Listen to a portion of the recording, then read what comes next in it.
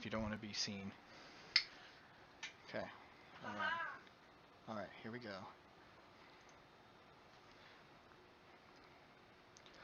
Hello, everyone, and welcome to another Zoom festival. Thank you all for tuning in and joining us. I hope you will enjoy what we have in store for you. There is mature content as there normally is, so please, if you have some children and you don't want them seeing that, just keep an eye out for it. First in our lineup for tonight is Believe It or Not, written by Mandy Widener and directed by Miles Jones. Miles, if you'll come out here and take it away for me. Thank you very much. So, like you said, this is Believe It or Not, written by Mandy Widener. In the role of Peter, we have Wesley Harmon. In the role of Paul, we have Jordan Womack. And the role of Mary, we have Sarah Coleman. This show starts out at a campfire with three best friends.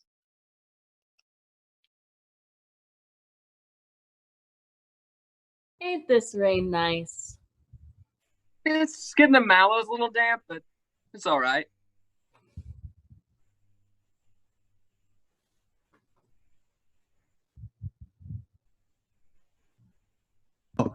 Sorry.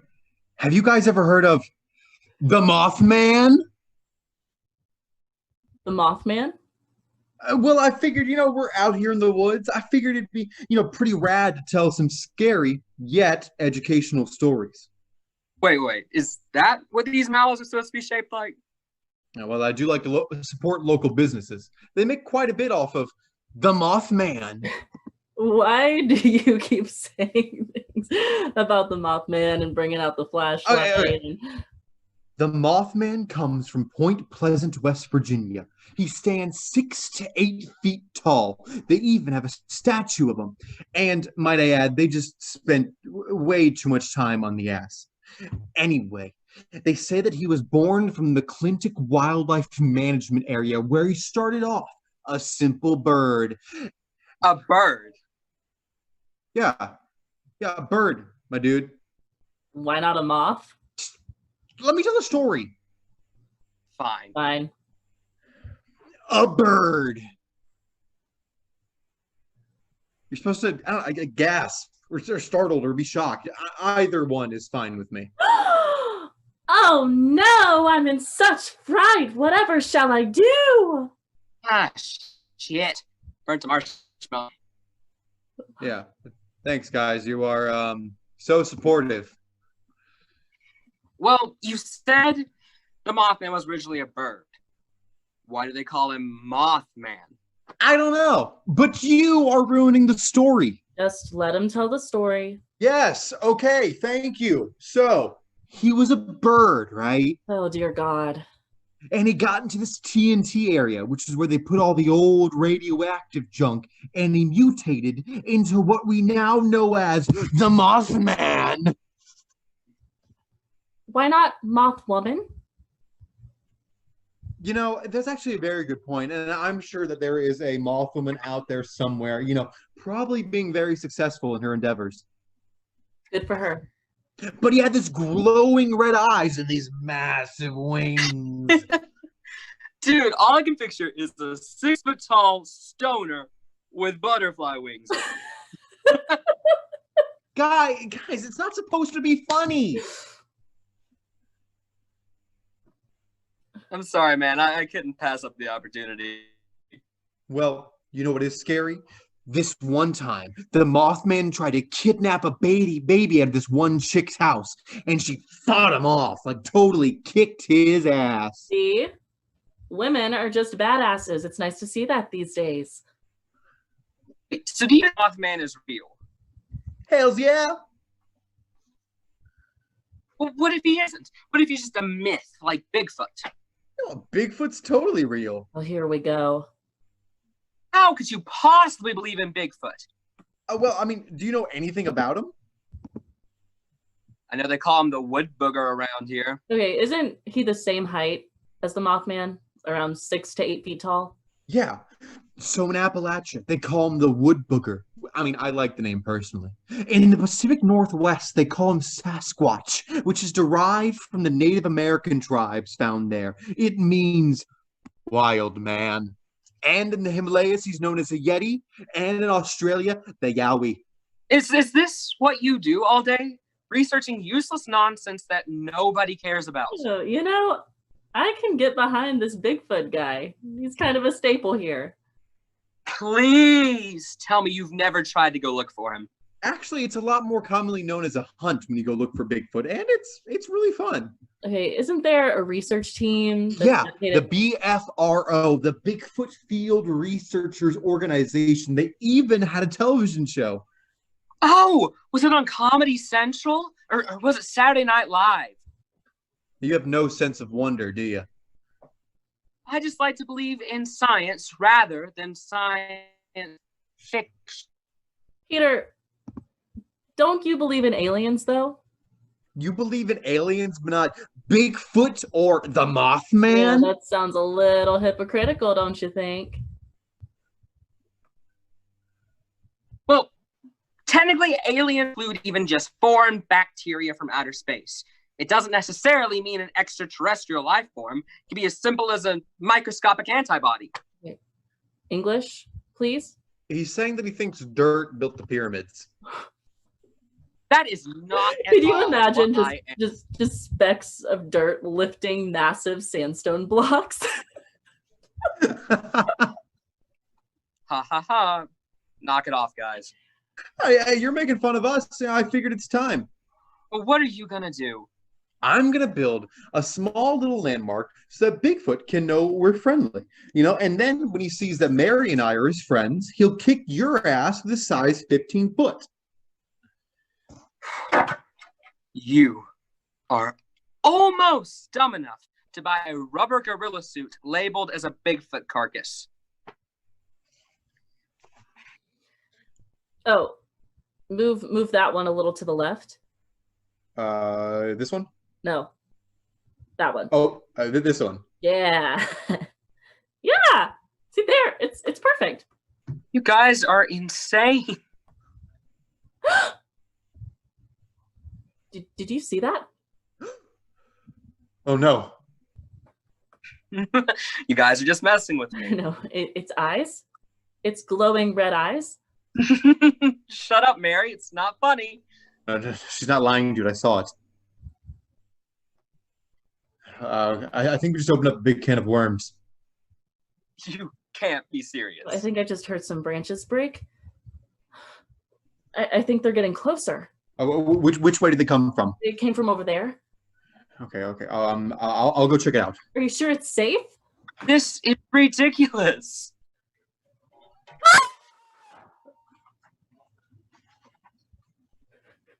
This has got to be the dumbest thing I've ever participated in.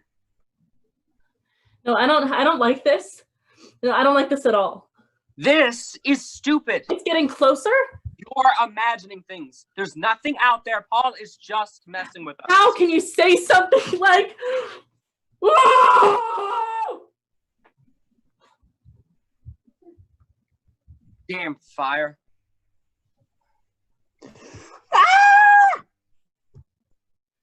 It's nothing. It's just the wind.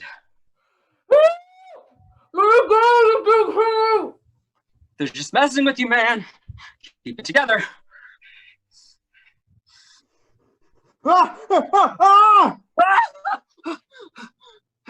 Everything is fine. Everything is fine. It's just a big joke. Paul is trying to scare you. He wants you to admit these stupid stories are real. They're all fake. All of this is fake. Shit.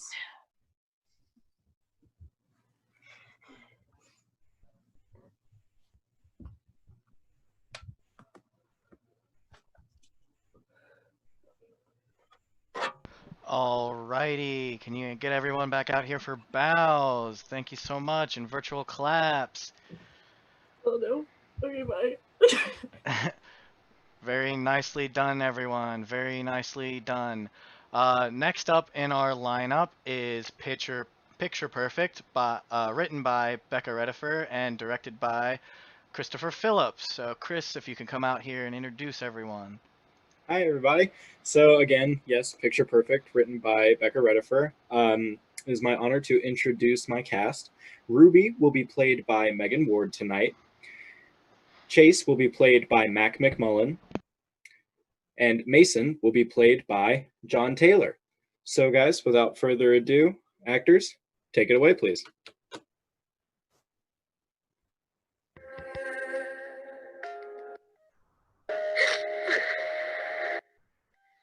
I'm standing at your front door, wondering where you've been. I was brought up in a nice home with a mama and daddy and even a twin brother, Chase.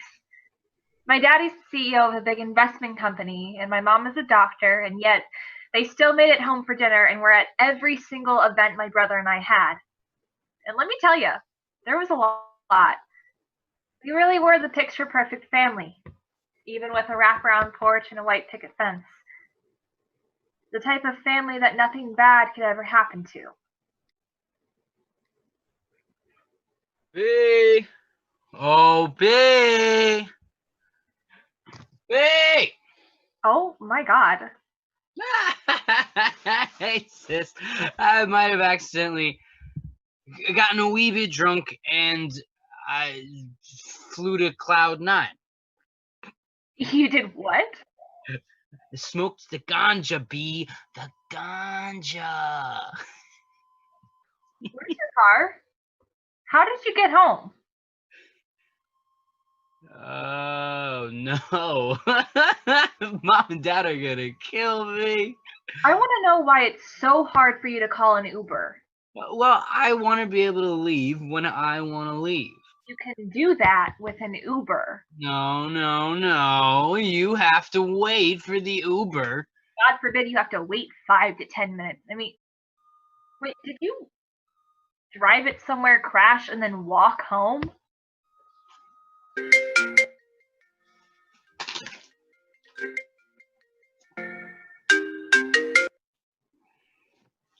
Hey, Mace. Hey, babe. Is Chase home? Still at my house, but can't find him. Yes. Yes, the party goblin is home. Looks like you guys had fun tonight. I mean, Saturdays are for the boys. Bring it over tomorrow, all right? Sounds good. Oh, hey, you don't have to wait for me to go to the lake. My dad got my car cleaned before he left for his trip, so my car doesn't smell like Chase's vomit anymore. I can meet you at the lake tomorrow after practice. Love to hear it. All right, let me get this boy to bed. See you in the morning. Love you. Love you too. Good night. Could you imagine a world without snacks? I'm trying to. But all I see is darkness and sadness and despair.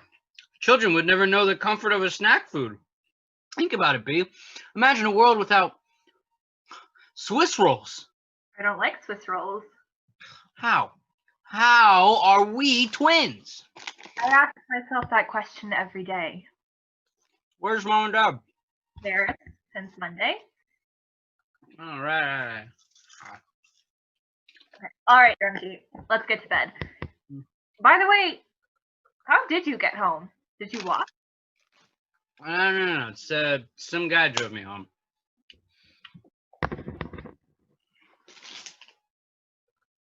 The next morning. Water. Oh, water. Oh, God, B, I need water. You're ridiculous. Hey, help a guy out. Your loving brother. Please do this sisterly thing. Oh. You know who I haven't seen in a while? The creepy dude that stares at our front gate. Yes. I mean, maybe he's finally moved to a different house. I hated being home alone when he was out there. You are never truly alone in this gigantic house. Mer's always here. Mer wouldn't be able to protect me if she tried. Hey, who knows? Maybe she could kick some ass. I'm just glad that we have the type of security we do. I mean, probably would have done something by now. He's just a lonely man who's not all right in the head. You just described a serial killer. Actually, a lot of serial killers are people you would least expect. People probably think you're a secret serial killer. You're so perfect. Oh, whatever.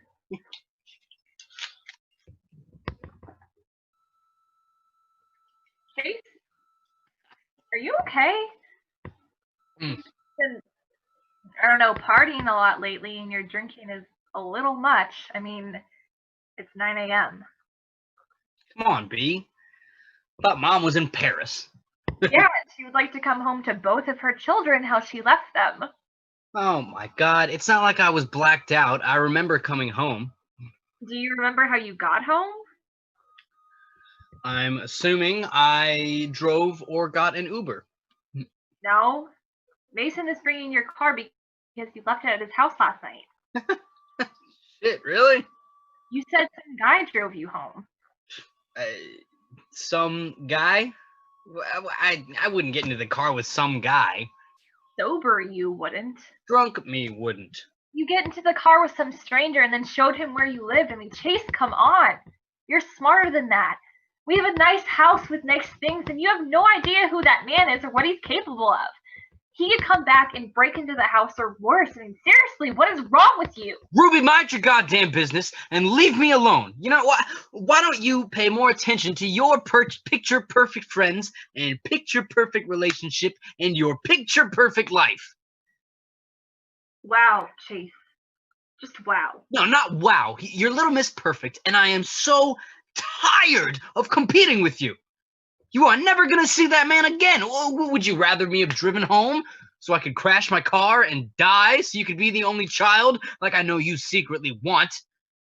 And then you have the audacity to ask me if something's wrong. Yeah, something is wrong, Ruby. You were born. You're a prick.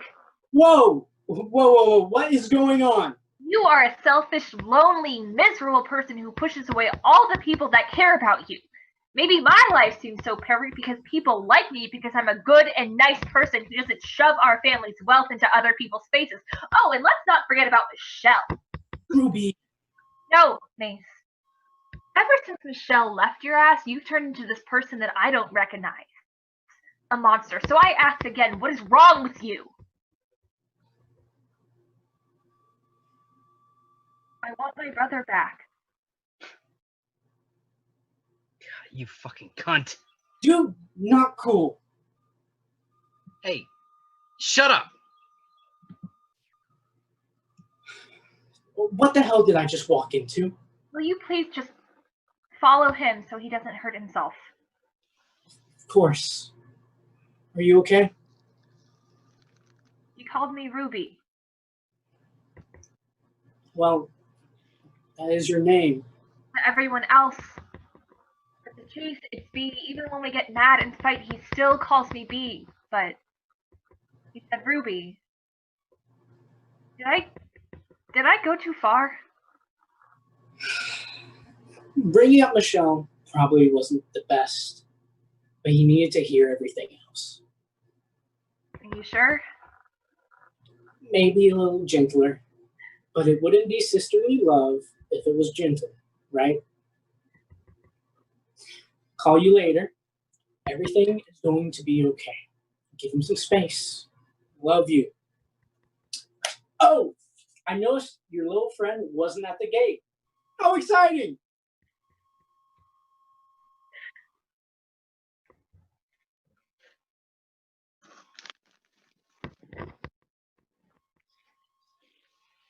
Hey, Mom. Hey, Dad. Hope you're having a romantic time. Dad, don't eat Francis' entire stock of baguettes. We miss you. Mom, could you call me back? Not urgent, I just need to talk. Love y'all. Be safe.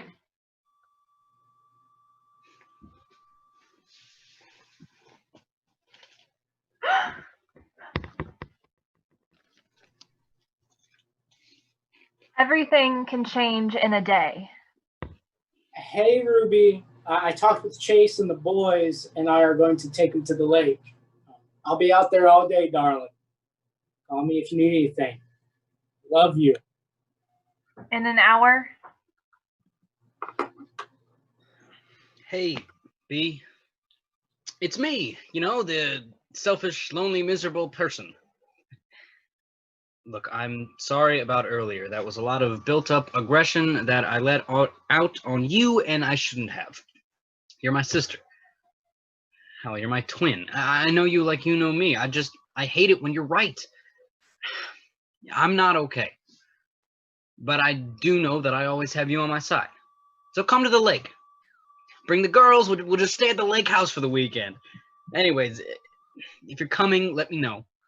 I don't want to worry about you driving for 5 hours if I don't need to. Oh, will you please bring my stash box? I forgot it when I stormed out. Love you, B. In a minute. Hey, babe, me again. I haven't heard from you since I left your house this morning. Are you okay? Chase called you. Check your voicemail. Come to the lake. Sydney and Anna showed up. Where are you?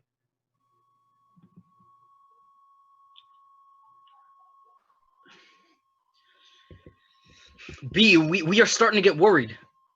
Sydney's called you, Anna's called you, Mason's called you, dude, even Ryan called you. Where are you? Can you at least send a text? I have the picture perfect family. Picture perfect friends. Picture perfect boyfriend. Picture perfect life. Nothing bad happens to a girl like me.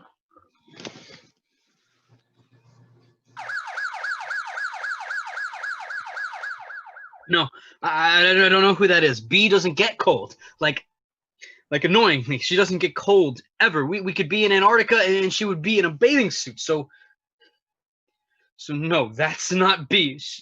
She's a warm person. Like when you walk into a room and she's in there and you feel instantly warm. The type of warm you feel when you drink a hot beverage, or but there's something comfortable about her warmth. Right, Mace? She's a warm person. What? Huh? What?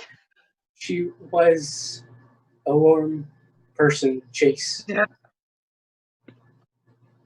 That can't be her. Mace, that's not her, right? Mason, tell me that's not her. It's not her. Oh my God, B! It's her, Chase. It's her. It sucks being dead.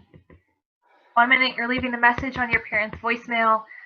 The next there's a stranger in your yard. And then in a blink he's in your house. And then you're gone. You watch your family and friends mourn your death. Some handle it better than others. Mom doesn't work anymore. Dad stepped down and does most of his work from home.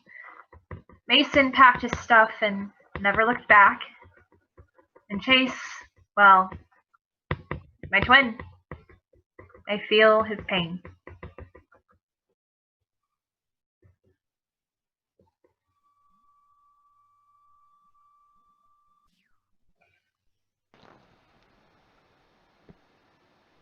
Lovely, lovely. Thank you, everyone. Come out for your bows. Please. Get your virtual claps, your virtual recognition. Thank you all so much. All right, next up we have Check, Checkmate, Draw, written by Drew Callahan and directed by Sarah Pettingill. So Sarah, if you'll come out here, please.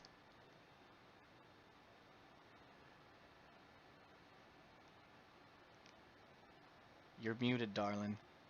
Oh, I'm very You're sorry. good. Thanks, Austin. This is Checkmate Draw by Drew Callahan.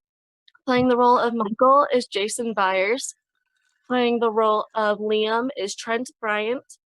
Playing the role of Buck is Max Heiliger. And playing Rachel is Reagan Cutler. Thank you. Enjoy. A Zoom call.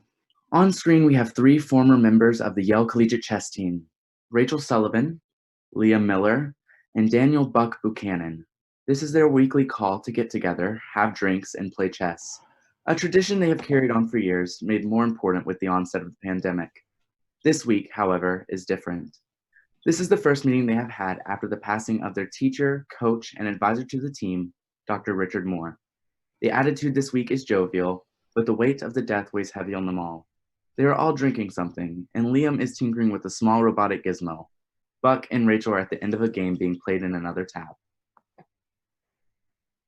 Ha! Checkmate, motherfucker. Wait, what? Ah, god damn it. You make it so easy, dude. But how even? I mean, if I had my... Son of a bitch. You forgot about the rook. I forgot about the rook. The smallest pieces carry the largest weight. So, what's that make the score, Buckaroo? 13-1. I'm sorry, what was that? 13-1? A little louder for me. 13-1. That's right. Hey, I like those odds. Oh, yeah? Yeah, old Buck fighting his way from the dirt to beat a grandmaster. They'll make a movie about me. Woman grandmaster. Okay, underdog, you know the rules. Yep. Shot time. Liam. RoboCop, it's time for a shot. Give me 1 sec. Put down your vibrator and take a shot with us, nerd. First, rude. We're all nerds. Second, hurtful. This is a finely tuned piece of machinery. And third, what the hell are we drinking to? I think it's only fitting that we drink to Dr. Moore. Agreed. To Rich. A good chess player, better man. He will... he was... I'm gonna miss him. Me too. Cheers.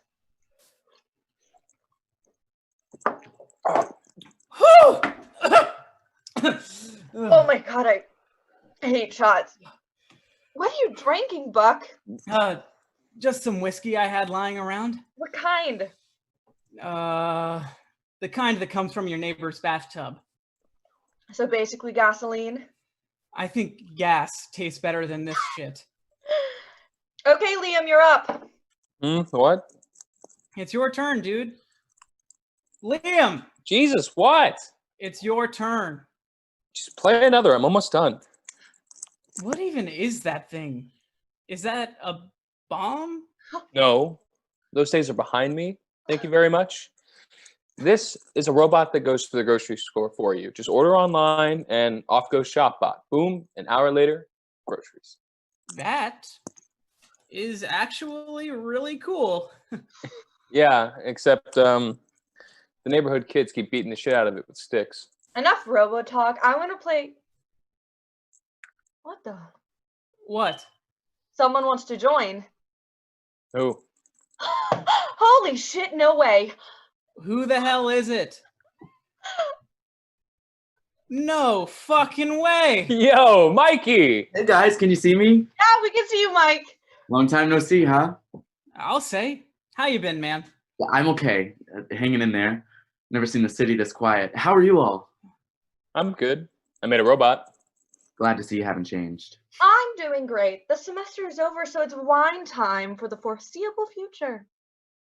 Girl, did you take a shot? Maybe. You did not. You know you can't take them. Remember the Rutgers meet?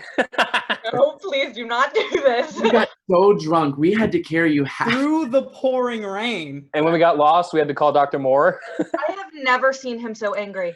Yeah, he was like dad angry. He didn't say a word to us. He just came, picked us up, and took us straight to the hotel. God, we were a It's good to see you.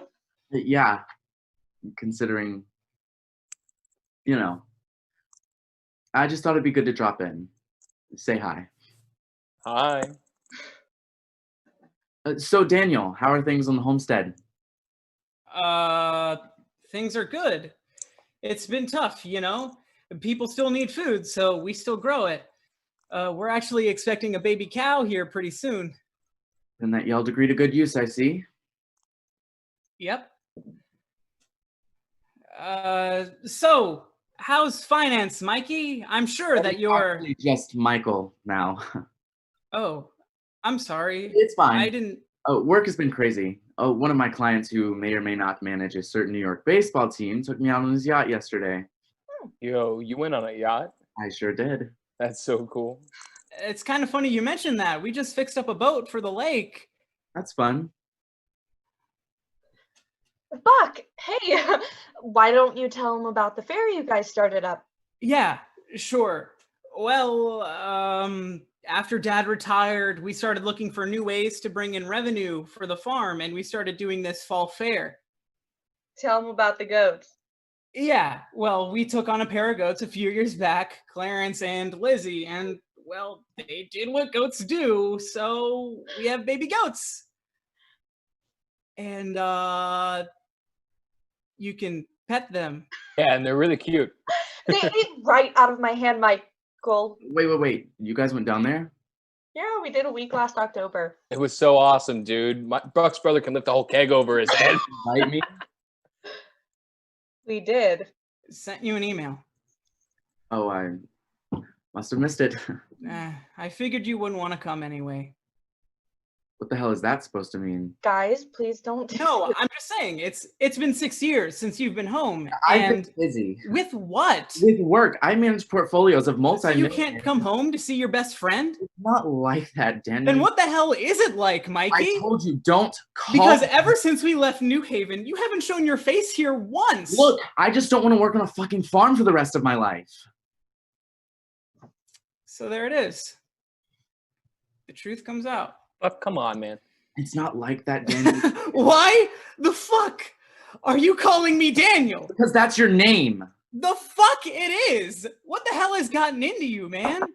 What happened to you? Are you just too good for us now? There's nothing good for me in that town. What am I? Chopped liver? Come on, man. Just because I got shit on my boots means you can't even come to say hello? We were like goddamn brothers. I loved you. I still do, but you don't give two shits about us anymore. Shit, Cal's going into labor. I gotta go. Later, dude. Bye, Buck. It was good seeing you, Mikey. So, I'm gonna go. Lots of robots and stuff to do. Okay. Bye. Bye, Liam. You okay? No. I know. I'm sorry. Why are you sorry? I just meant I understand how. No, you don't. You don't understand in the slightest. There's nothing in that town for me but hate. Those people can't wrap their heads around someone like me, a gay person. I mean, Jesus Christ, it's 2020 for God's sake. I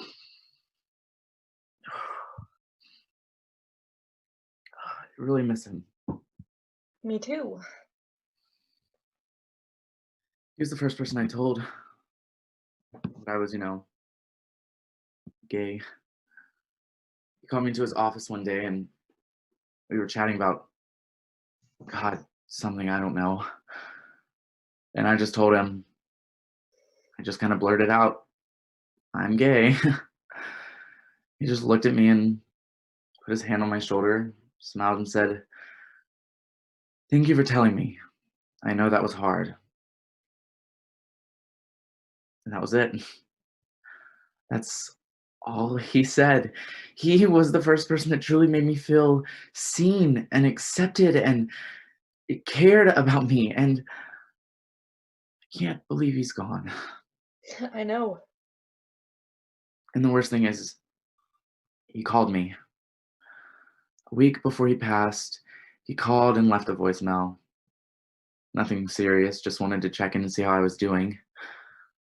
Talked about some book he had read. Made some dumb chess pun. I never called him back. I kept meaning to, but I was just so busy and I knew he was sick and I just wish I could have told him how much he meant. Hey, Michael, it's okay. It just sucks. I just wish I could have said goodbye. We all do. Okay, well, I should get going.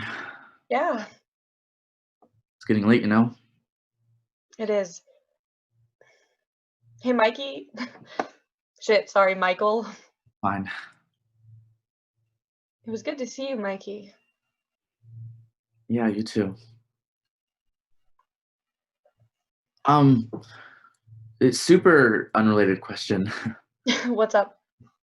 Would you maybe wanna, I don't know, play some chess? You sure you could handle this? I mean, I know you may be a grandmaster, but I still got tricks. Woman Grandmaster. Oh, fuck those old French dudes. You could clean the table with any one of them. Your move. Alrighty, thank you very much, everyone. Please come out and give us some bows, and can we get some virtual claps going on? Wonderful, wonderful. Thank you all. Next up, we have The Birds Are Feeding Me, written by Rex McGregor and directed by Samantha Ross. So, Samantha, if you could come out here and introduce your show for everyone. Hi, everyone. I'm Samantha Ross. I'm the director of The Birds Are Feeding Me by Rex McGregor. Tonight, the role of Kim will be played by Rachel Groover.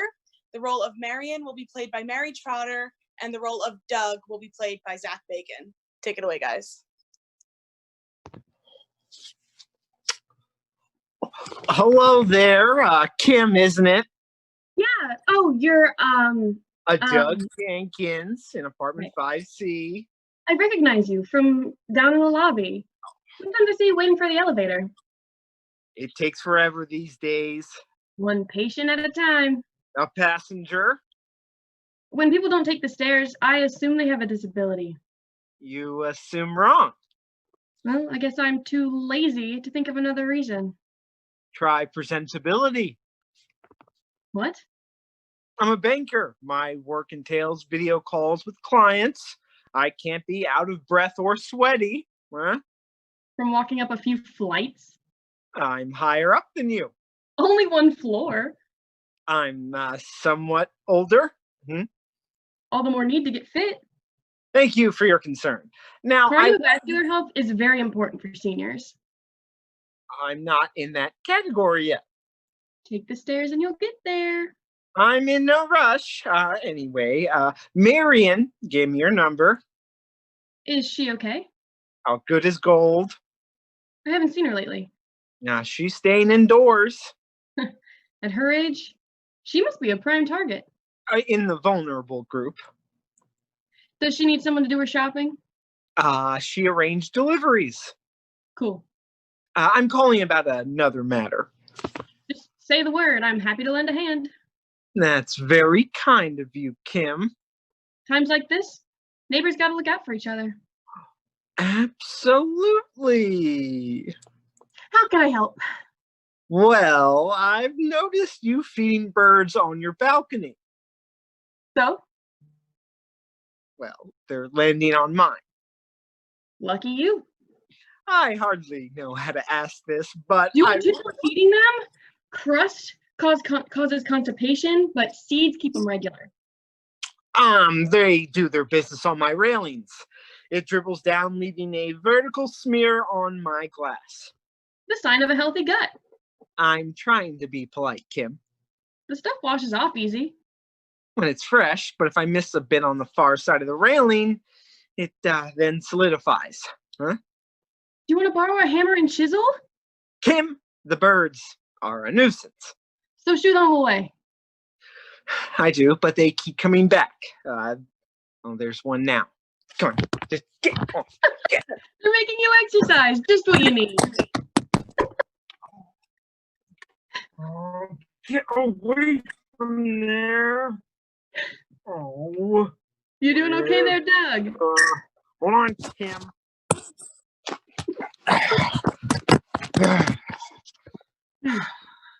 1 second. See? Great exercise. Yes, hold on. You need to stop this irresponsible behavior now. Oh, come off it, dude. I was hoping you would resolve this in a friendly chat. You hoped wrong. Right. Consider this an official warning. Ooh. I mean it. You can't even scare a sparrow. I'm on the committee, you know that? Huh? Oh, big deal. We have the power to enforce compliance. Small pets are allowed. You're welcome to a canary in a cage, Kim. Birds need to be free. Are you going to resolve this issue or not? Well, I guess I could try putting the birds in diapers. Oh, right. I'm inviting Marion to join this call. Maybe you'll listen to the chairperson. Have you already squealed on me? I haven't even breathed a word to her yet. I was hoping there'd be no need. Your hopes keep getting dashed, don't they? Not in the long run, Kim. Come on. Doug, how lovely of you to call back. And you're here too, Kim. Hey, Marion. Isn't this cozy? We've been having a talk. I'm thrilled. I love fostering introductions. It's been an eye-opener. Wonderful. Listen, Marion, sorry to be a wet blanket, but I must raise a delicate matter. Let me make it easy for you. I'm stepping down as chairperson. Really? It's time to pass the baton. If that's your decision. For my last act, Doug, I endorse you as my successor. Oh, there'll have to be a vote. Purely a formality. The committee will agree with me. You have the skills and dedication. Thank you. I promise I'll always be guided by what's best for the building. Marion, are you sure you're doing the right thing? For you? Yes, dear. Yes, dear. You told me after you retired you needed this role to give yourself a sense of purpose. I was very selfish. What's changed? Don't laugh. I've had a revelation, a visitation. How do you mean? Not exactly from a flight of angels, but close. Oh, you don't have to explain anything. Oh, I want to share the miracle. Oh, go on then. Until last week, I was extremely depressed, stuck here alone, wallowing in my self-pity. Then one day, my French doors were open. A sparrow hopped in right onto the carpet, followed by another one, and another, half a dozen or more. I was too stunned to get an accurate account. The birds moseyed around for a while, chirping. Then they popped out again and flew away. I thought I must have been dreaming. You understand, I've lived in this building for over 40 years. Nothing like this has ever happened before. But the next day, they came back. And every day since, staying longer each time. They're so tame, darling little creatures. They eat right out of my hand. So you're feeding them? Only since yesterday. That's not what attracted them. It's as if they sensed my loneliness. You'll think I'm silly. I've written a poem. Would you like to hear it? Sure.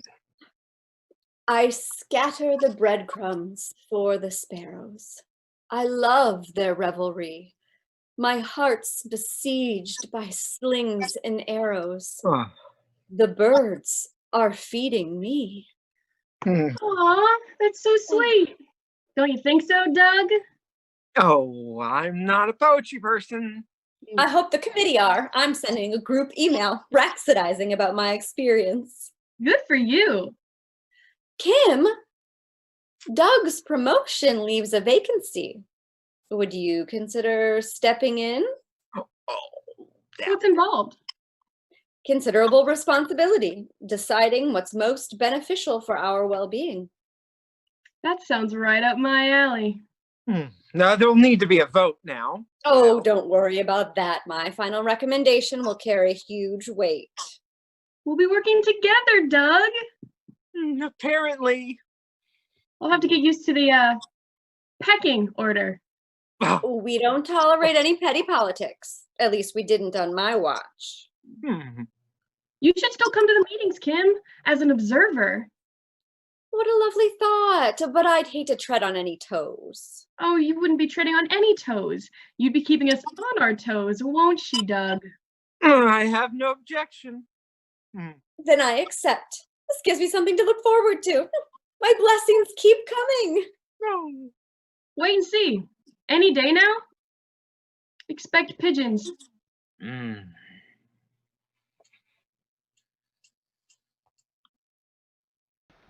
Alrighty, thank you, thank you. Take your bows, take your bows. Virtual claps and recognition.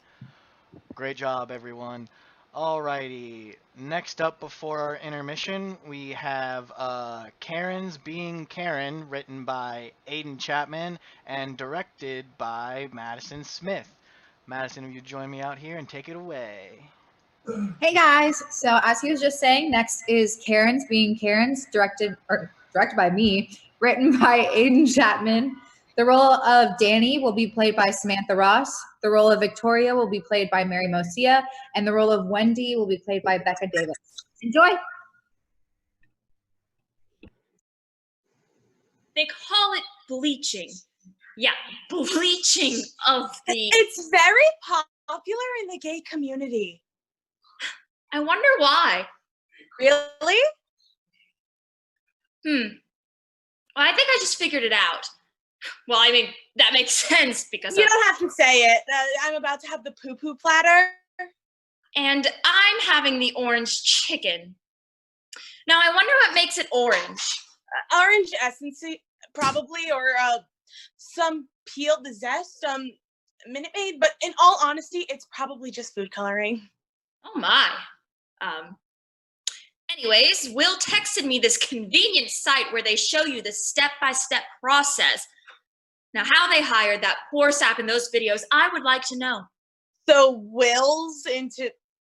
Yeah, it does not shock me.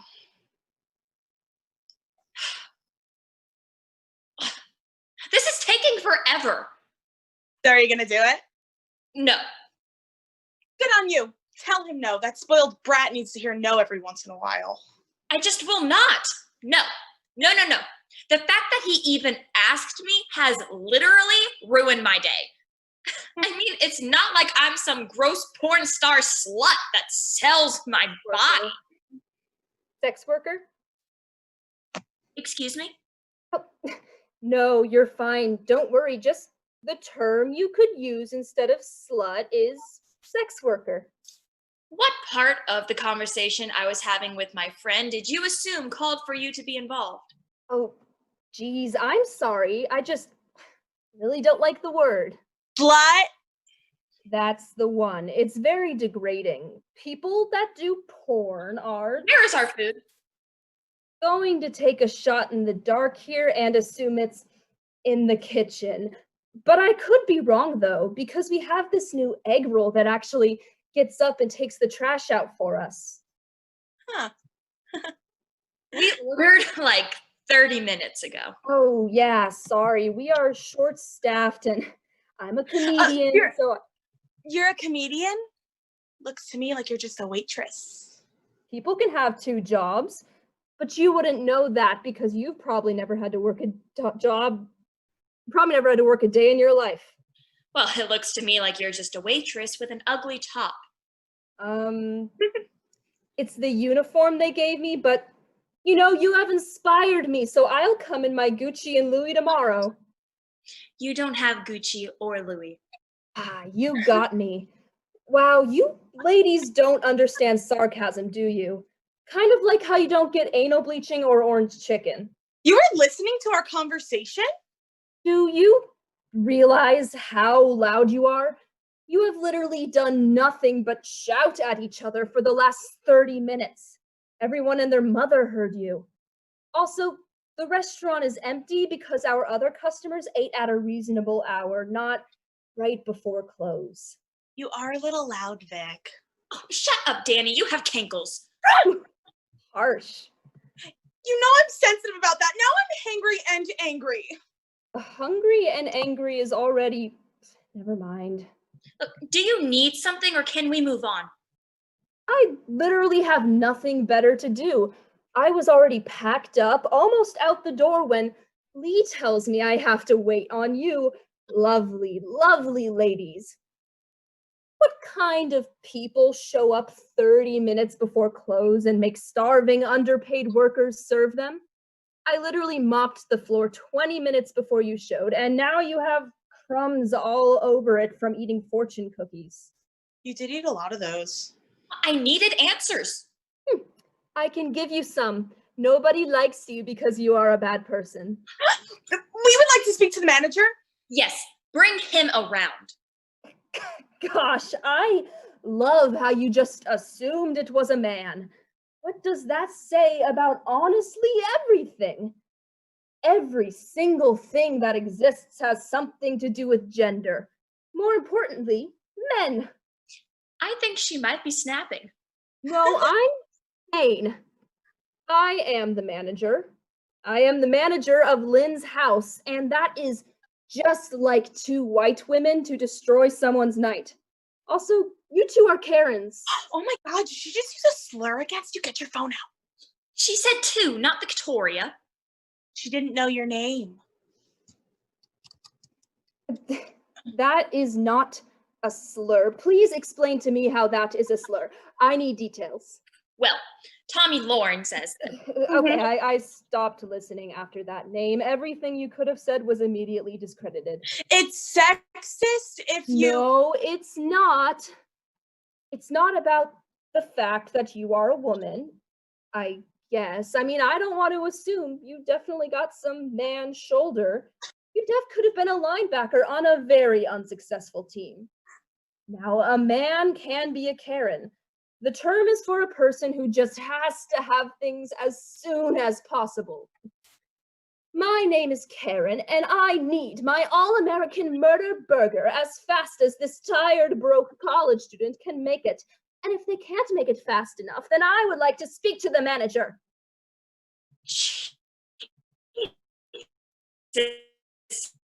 Are a bitch? Terrible waitress. A slut? Oh man, that one stings. Can we please just get our food? It's cooking. We can't serve you raw chicken. As much as I would love to give you salmonella, I sadly can't. Wait. You're not Asian. I'm aware. I just thought that you had to be Asian to be the manager of What? Yeah. What? Look, I'm pretty sure I just read it somewhere. Where? In Racist White Lady Monthly? That's not a real magazine. You're right. That's just good housekeeping. You are a blatant racist. I'll go check on your stupid food.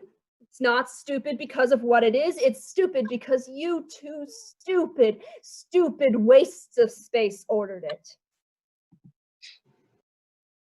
Look, I'm not a racist. Come on, you're a little racist. How am I? Well, for starters, you treat Ray the crossing guard way differently than Pete the crossing guard because Pete is a white man. Oh my gosh, I locked my doors one time while he's staring at me and I'm a racist now. I mean, why would you do that? I was afraid that my hyped up son, fueled by Mountain Dew and hot Cheetos, would open the door by accident. Look, it was a safety precaution. I'm just gonna let that one go. That stuff you said about Asians, what kind of logic is that? Look, can we just drop it, please? Oh, great. I'm starving. I hope you choke on it. Now, how are you going to feel if she actually starts choking? Blissful. You can leave now. We would actually like the check. Does that mean you're leaving soon? No, we just like to have it early, you know.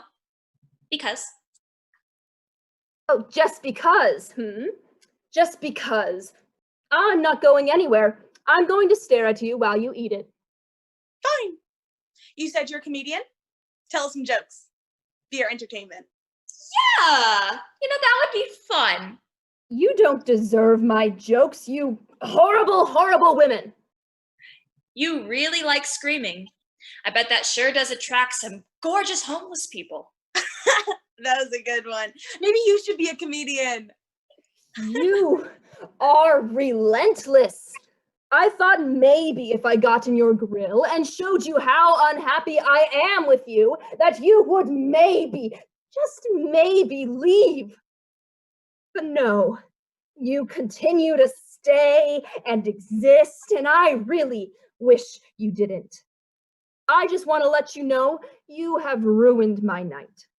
I'm gay, by the way, so I don't attract homeless people. Yeah, one reason is because I appreciate good hygiene. The other reason is because I date awesome coffee shop girls with big hearts and great asses. But you win. I've given up on the human race. Burn in hell. I hope your cereal is always soggy and someone pukes on your car. Oh, let me guess, it's the Toyota Camry outside? I don't care. You don't have to answer. You have won the battle, but you will not win the war. If you ever, I mean ever, come back to my restaurant again, I will personally murder you. I'm serious. Goodbye, Karen, and goodbye, Karen. I hate you. I don't know. I'm kind of sold. Maybe I'll bleach. I mean, the videos are very thorough, like I said. I guess it's worth a shot. Oh, no, this poo-poo platter is way too spicy. And my orange chicken is cold. Oh, manager lady!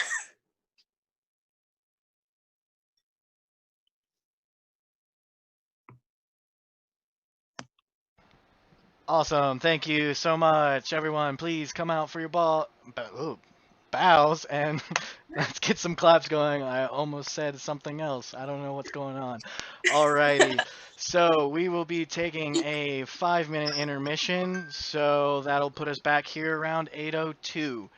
So please stick around and we'll see you soon.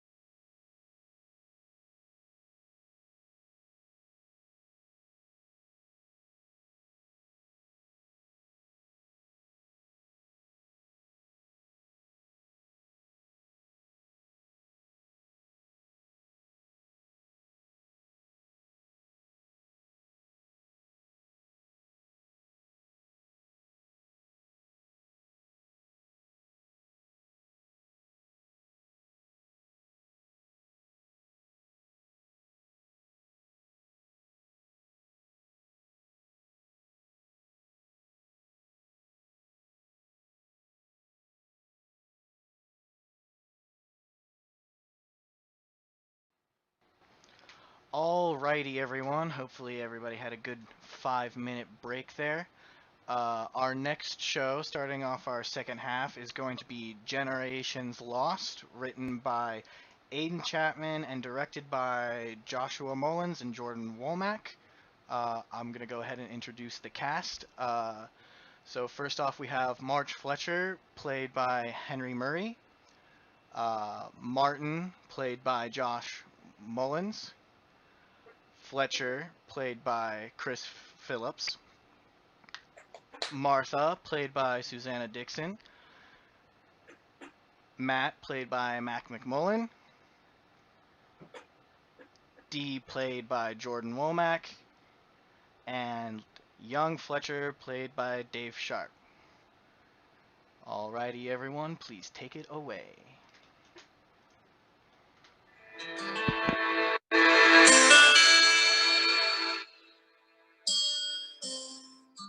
I'm sitting in my living room. There are large paintings perfectly hung of beautiful women and men. There's a large elephant tusk hanging on the back wall. A rifle with a bayonet is on the far left wall. There are items decorating the worst and the best parts of my life. In the center, I sit in a regal blue velvet chair with gold trimmings. There is a side table next to me with intricately carved scenes of an African war tribe. I have a large mahogany table. I have a PA system connected to the door and the gate. I am drinking English breakfast tea with milk and eating an English muffin spread with blackberry jam. Today's newspaper is in my hand. Get you a realtor who's a good old boy. No thanks. It's a conversation no one wants to have, but is it time? Well, is it time? Come on, newspaper, what you got for me? Should they start siphoning money from education to athletics? I don't see what could possibly go wrong there.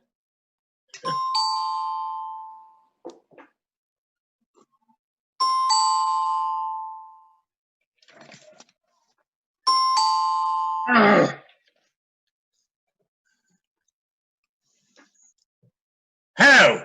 Wait! Don't say anything. Are you aware that you have interrupted my breakfast time? This is a very special time for me. Now, whatever you are selling, I promise you I don't need it, unless it's Girl Scout cookies. Mr. Fletcher, it's Martin from the El Paso Times. Oh, yes. That was scheduled for today. I'm sorry, young man. Here, I'll buzz you in.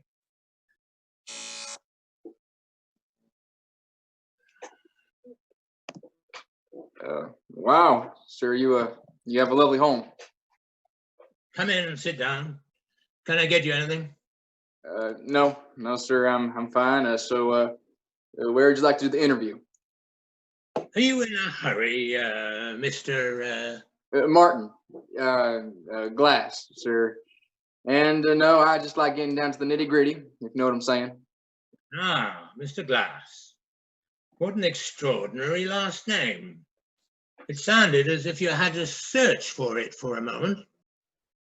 Last names are finicky beasts. I completely understand the feeling. I'm do hope you don't crack under pressure. Well, there have been a few cracks before, but I've never fully broken. Ah, an honest man. Well, I'm sure here would be sufficient. It sounds great. I'll just set down my things and then we can begin. If you don't mind, I'll finish my muffin. Have you seen anything about these monument defacers? No, I have not.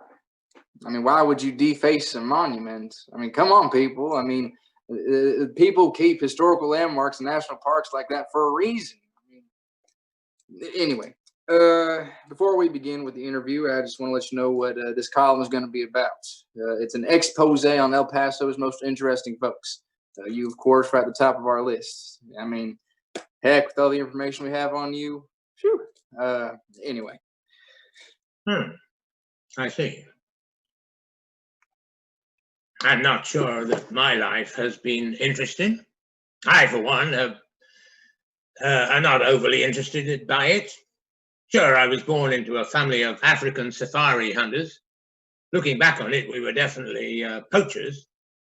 I'm sorry, do you mind if I do my stretches? Whatever makes you feel most comfortable, sir. This should do the trick. Oh! Jiminy crickets, that was orgasmic.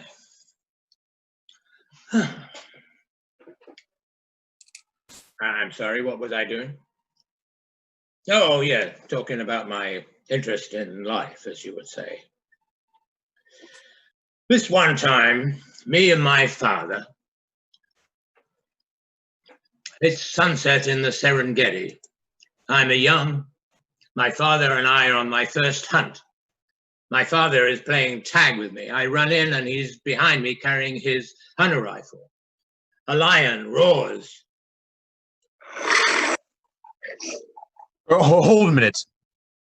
And chase me. No, stop. Seriously. What? Are you afraid? My father grabs me by the arm. He pulls me in. Listen to me when I tell you something, boy. I hear the lion roar as I feel my father slap me across the face. I'm sorry, sir. Look at him. You must ran right in front of that big son of a gun. You've got to be aware out here, my boy. You'll get eaten up quicker than a cheetah. He pulls me by my arms behind a rock. I didn't see him, Paul. I know. That's why I corrected you. There's nothing wrong with a little correction. It's how we keep the mistakes away. Some people can't handle it. My father raises his gun, keeping behind the rock. I peek my head above it. I was almost too small to see. Are you going to shoot him, Daddy? Oh yeah. This beauty is going to fetch a high price from a Texan politician. Isn't it beautiful, son? The lion roared, which made me reach for my face. I say, Oh, yes, sir. I watched my father pull the trigger.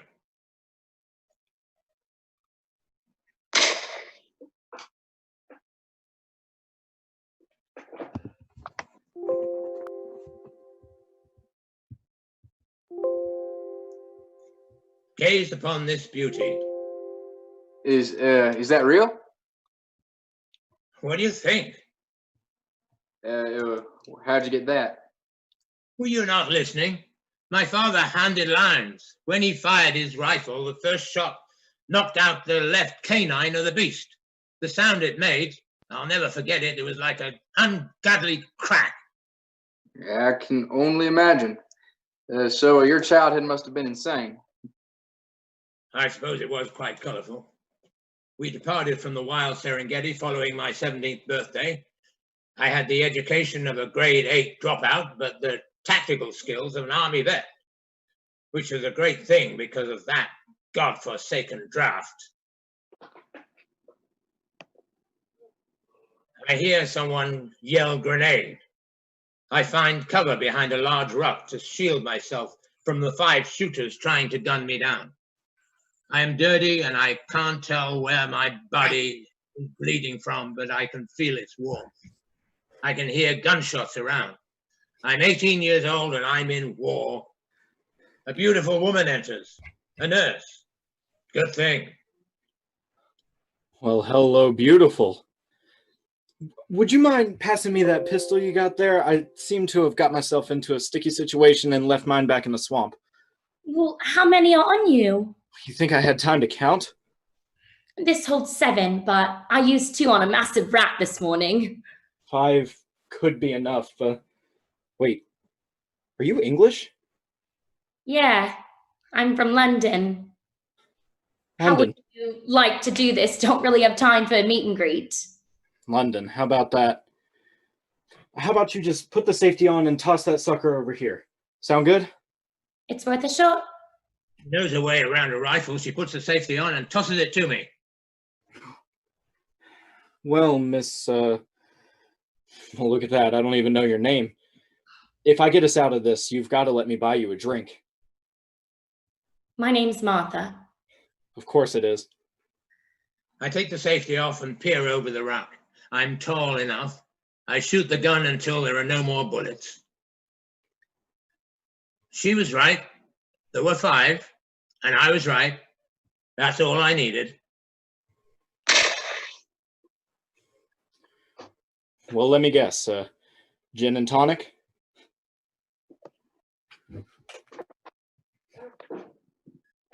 We got married as soon as I began my long journey home. Oh, you got some game, Mr. Fletcher. You may call me Fletcher if you would like. All right, Fletcher. So what about children? What makes you ask that question?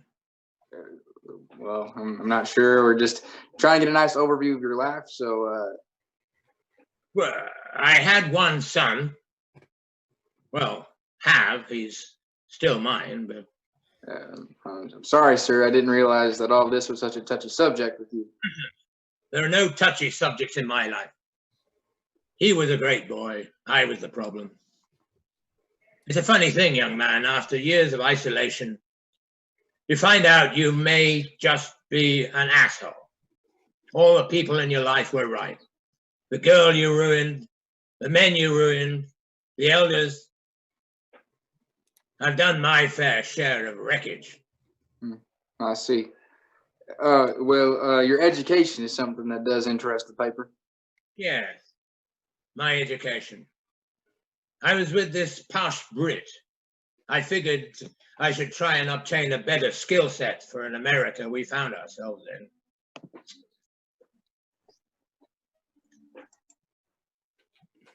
The nurse, now my Martha, and I are picnicking. She is with child, and I am buried in my book. Won't you come join your family? We are dying to have a conversation with you, my love. Sorry, I'm just trying to cram before this exam. You've been cramming all day. You are going to turn into a glutton. A glutton? Never mind. No, tell me. I detest when you do that. It drives me absolutely Correctly, insane. look at you, my sweet. My father thought words were for the weak. I know, Fletch. We have had this conversation multiple times. It's He would fine. spit Your in father. books and knowledge. If he could see me now, well, I'm quite glad he can't. He'd probably be very upset that I didn't end up with a feisty South African girl. That's nice, I guess. He's kicking for you. What makes you think it's a he? Motherly intuition. We hear a piercing alarm. My Martha jumps almost completely into my arms. Don't fret, it's just the fallout alarm. They sent out a letter that they would be testing them all this week. Things are getting very serious with those commie bastards. Oh, do not speak of such things in front of him. Well, he can't hear me, that much I know. Well, I really hope he can't because of the way we talk intimately sometimes. But I don't want to raise a nudist, you see. That would completely... So quiet, you. We kiss. After some time and many a book, I picked up my vernacular you hear now. Well, if you don't mind me asking, whatever did happen to Martha? I do mind. I do mind, sir. I don't wish to speak about my dear Martha any longer. I'm sorry. A man shouldn't have sore spots in his life. Very well. Very well. She did not make it out of the childbirth. My son ripped her open, and she bled out. The great lion that my father killed, the same tooth that I have around my neck right now was that of the lioness. All I could think after that tragic day was my father shooting that beautiful creature. It felt almost like my punishment for allowing my Neanderthal father to take such an innocent life. Sorry, I'm rambling once again. Sometimes I feel as if my train is never really in the station. I'm sorry. Was this why your relationship with your son? My relationship was a fickle bitch, pardon my French. Our relationship seemed to disintegrate on his 16th birthday. I had made it big in steering, hence why I reside in Texas. It's sunset in Texas. I'm older. My son and I are on our first hunt. He walks ahead of me. I follow with my rifle. There is a lonely cactus. A coyote howls in the distance. Happy birthday, son. Thanks, Dad. You gonna let me shoot one? Well, I'm sure you're old enough now. Proceed. Now, 2 things. Make sure you never point this at an individual, unless you're ready to pull the trigger. Also, don't drop it.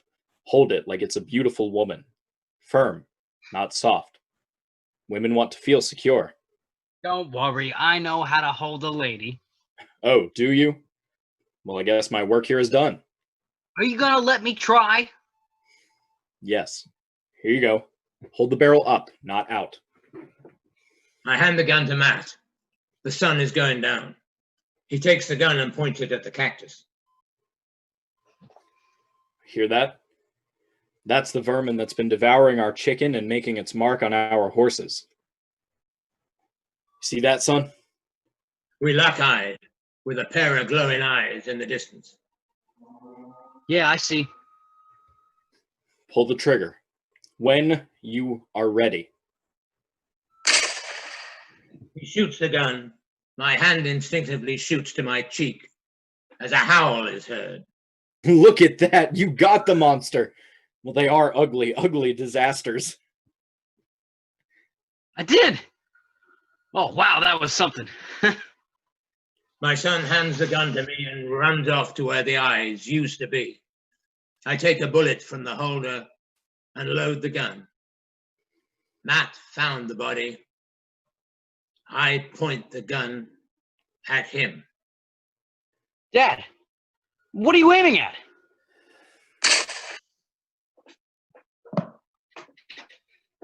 Dad!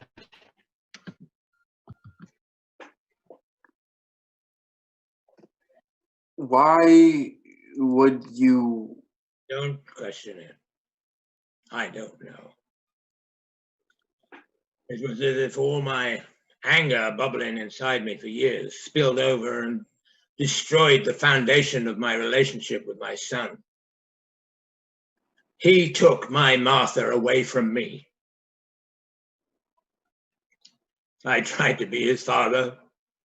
I really did, but there was no way I could let go what he did to her. So you just thought, let me gun down my only son? Don't judge me. You don't know what I went through with that boy. Are you trying to justify this? No. I've come to terms with what I did. Wow, well, you're just a regular old Abraham, aren't you? Abraham sacrificed a ram instead of his son. Wow. Wow. The gun misfired. Maybe in a twisted way, that was my ram. You still almost killed your only son. Mr. Glass, I thought you said you wouldn't break. It seems as if you are broken. Let's change the subject. Actually, that's all the time that I have for the day. I will see you out then. I think you should keep my son and I out of the column, if you don't mind. I agree.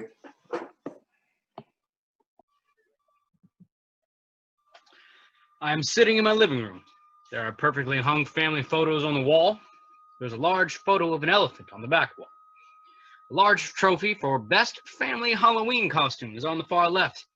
And there are items decorating the best parts of our life. On the side, I sit in a brown recliner, my favorite chair. There's a side table with several ring stains. We have a large brown couch. I'm drinking a beer and eating an apple. Today's newspaper is in my hand, June 21st, 2019. Martin's sitting on the couch. Now that you've come to terms with it, now that you've heard it for real, you can come to terms with that. What was it like when the gun misfired? I remember the sound. I thought my life was over. Well, your mother sounded like a lovely woman. I'm British. I mean, who knew? He never talked about her.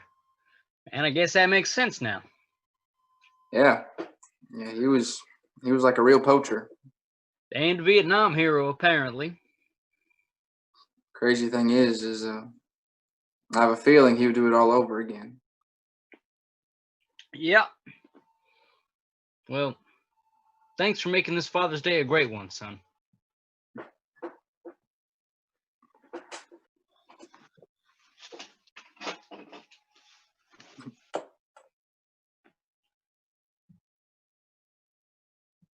Blackout. End of show.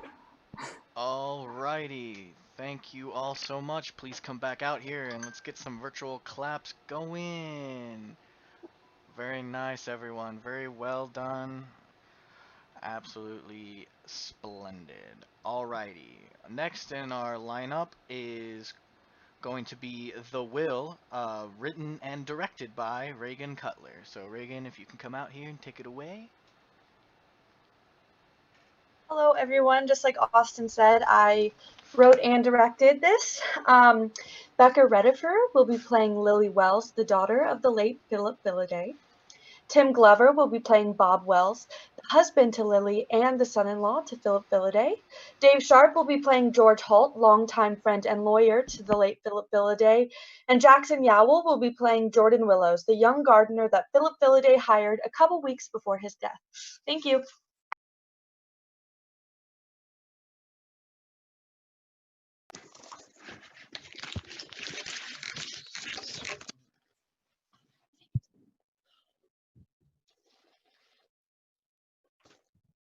Bob! Bob! Join the meeting! Do you hear me? I said join the meeting! There you are. Sorry, honey. I was in the bathroom. I am so sorry I disappointed you. Ugh, did you really have to wear that tie? You make us look like we shop at Walmart. I am so sorry, sugar. I forgot how much you hate this tie. Damn it, Bob, just leave it on. And I don't just hate that tie. I hate all your ties. Good morning, Lily. Good morning, Bob. I'm sorry that it took something like this to get us back together again. Wait, why are you both in separate little boxes? Well, George, I've decided that I'm quarantining in the master bedroom while Bob stays in the guest room. We have not so much as talked in person in 3 weeks. I know. Isn't it horrible, George? I went out once to get the mail, and for the safety of my dear Honey Bunches, she commanded that I quarantine in the downstairs guest room. Thankfully, she has her tennis trainer come by a couple times a week to keep her company. I do not know what we would do without Alistar. He has brought such comfort to my pumpkin. Yes, he has been a blessing, hasn't he, dear? Well, George, everyone is here. Can we get started? You can skip over the boring stuff. I want to get a quick tan in before the sun sets.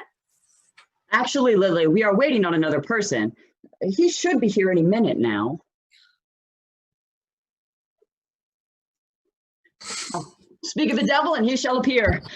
Hello, Mr. Willows. It is nice to finally meet you. Yeah, nice to meet you too. What's your name again? It's George Holt, Mr. Philliday's longtime friend and lawyer. And who are these two broads? Excuse me? Well, my newly acquainted friend, we are friends, right? Anyhow, my name is Bob Wells, and this is my trophy wife, Lily Wells. She is the daughter of Mr. Filliday. You call your own father-in-law Mr. Filliday? Well, Lily always insisted that I never get too attached, and Mr. Filliday preferred it that way. I never thought my man Phil would be the last name type. Oh, dear God. My father is probably rolling in his grave hearing you talk to him about that way. What are you talking about, lady? He made sure I called him Phil and nothing else. Oh, well, can we please just move on? First off, can you please explain who this young man is and why he's at my dear late father's will reading? Well, Lily, your father hired Mr. Willows here 3 weeks before his death, and 2 days before his death, he made a slight change to his will that involved Mr. Willows. Can I call you Jordan? Sure, but only if I can call you George. Oh, be my guest. A change? Has he ever made a change to his will before? Legally, I am unable to confirm that. Fine. My little donut, I'm sure everything is fine. Bob, shut up. Yes, dear. Is everyone ready for me to start? All right. On the matter of Florence Bentley's death. Oh, wrong will. Sorry for the mix-up. 1 second, let me find it. Ah, here it is. Now I remember. Philip requested that I read a letter that he wrote before I read the will. Is that fine with everyone? Yes, of course. I miss my father so dearly. It would be like he's speaking to me from beyond the grave. Sorry, everyone. I just get so emotional when I think about him being gone. I feel like I talked to him just yesterday. When was the last time you spoke to Philly? He never mentioned he had a daughter, and a hot one at that. Oh, you better calm down there, bud. Just kidding. You're welcomed over whenever you like. As a matter of fact, I last talked to my father. Let me check my call log. It has to be recent. I sent him an emoji 7 months ago. So, when was the last time you talked to my father, Jordan? I was actually there when he died. Oh, I had no idea. So, is everyone ready for me to start? As the man of the group, I say yes. Unless my Pookie has anything different to say, of course. Yes. I'm ready. Okay then. My dearest Lily, Bob, George, and Jordan. Oh, he mentioned me, man. Phil always knew how to cheer me up. If you are reading this, I am dead. Hopefully I died peacefully, surrounded by my friends and family. To begin this letter, I want to say I had a wonderful life. The 45 years I spent with my wife, Clarissa, were some of the best years. But the 3 years I spent with my second wife, Maria, were even better. Sadly, both of them died unexpectedly at home. Yo, did he kill his wives? Jordan, would you like me to continue, or do you have something else to say? No, I'm good. I have surprising news for you all. My death was planned.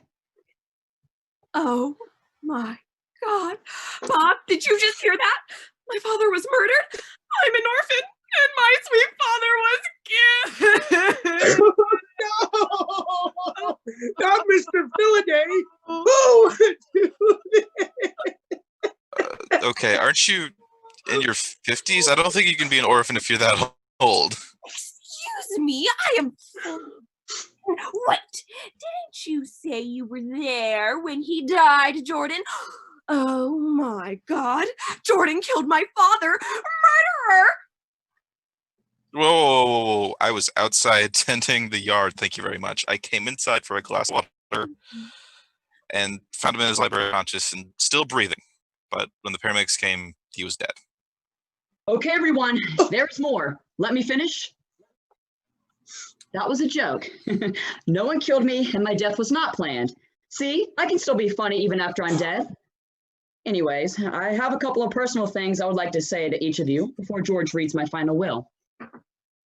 Lily, I'm very proud of your success in life, but I think you can accomplish so much more. You had a great clothing business going, but gave it up when you married Bob. I think you should start it back up again and truly make something out of yourself. Bob, thank you for taking care of my daughter for all these years. Honestly, I'm surprised you lasted this long. But no matter, you have always been kind, gentle, and trustworthy. Please help Lily start up her business again. I have watched you take care of all of the household duties for years, so I suggest that you talk her into making you take a management role in her company. George, my dearest friend for all these years, thank you for your continued support you have given me. I know we haven't talked in a while, but I hope you remember all the good times we had. Go have a beer for me sometime, but only the cheap stuff. Finally, Jordan, I know you are surprised that you are mentioned in this letter, but hear me out. I see a lot of myself in you. I know I only hired you a little bit ago, but the work you did in my garden was just wonderful. Don't think I didn't see you plant some suspicious seeds in the back right corner, but that does not matter right now. You planted pot in my father's backyard? No. Maybe. It doesn't matter. They all died anyway. I see a light in you I once had. I lost it many years ago, but I started to find it again when I talked to you.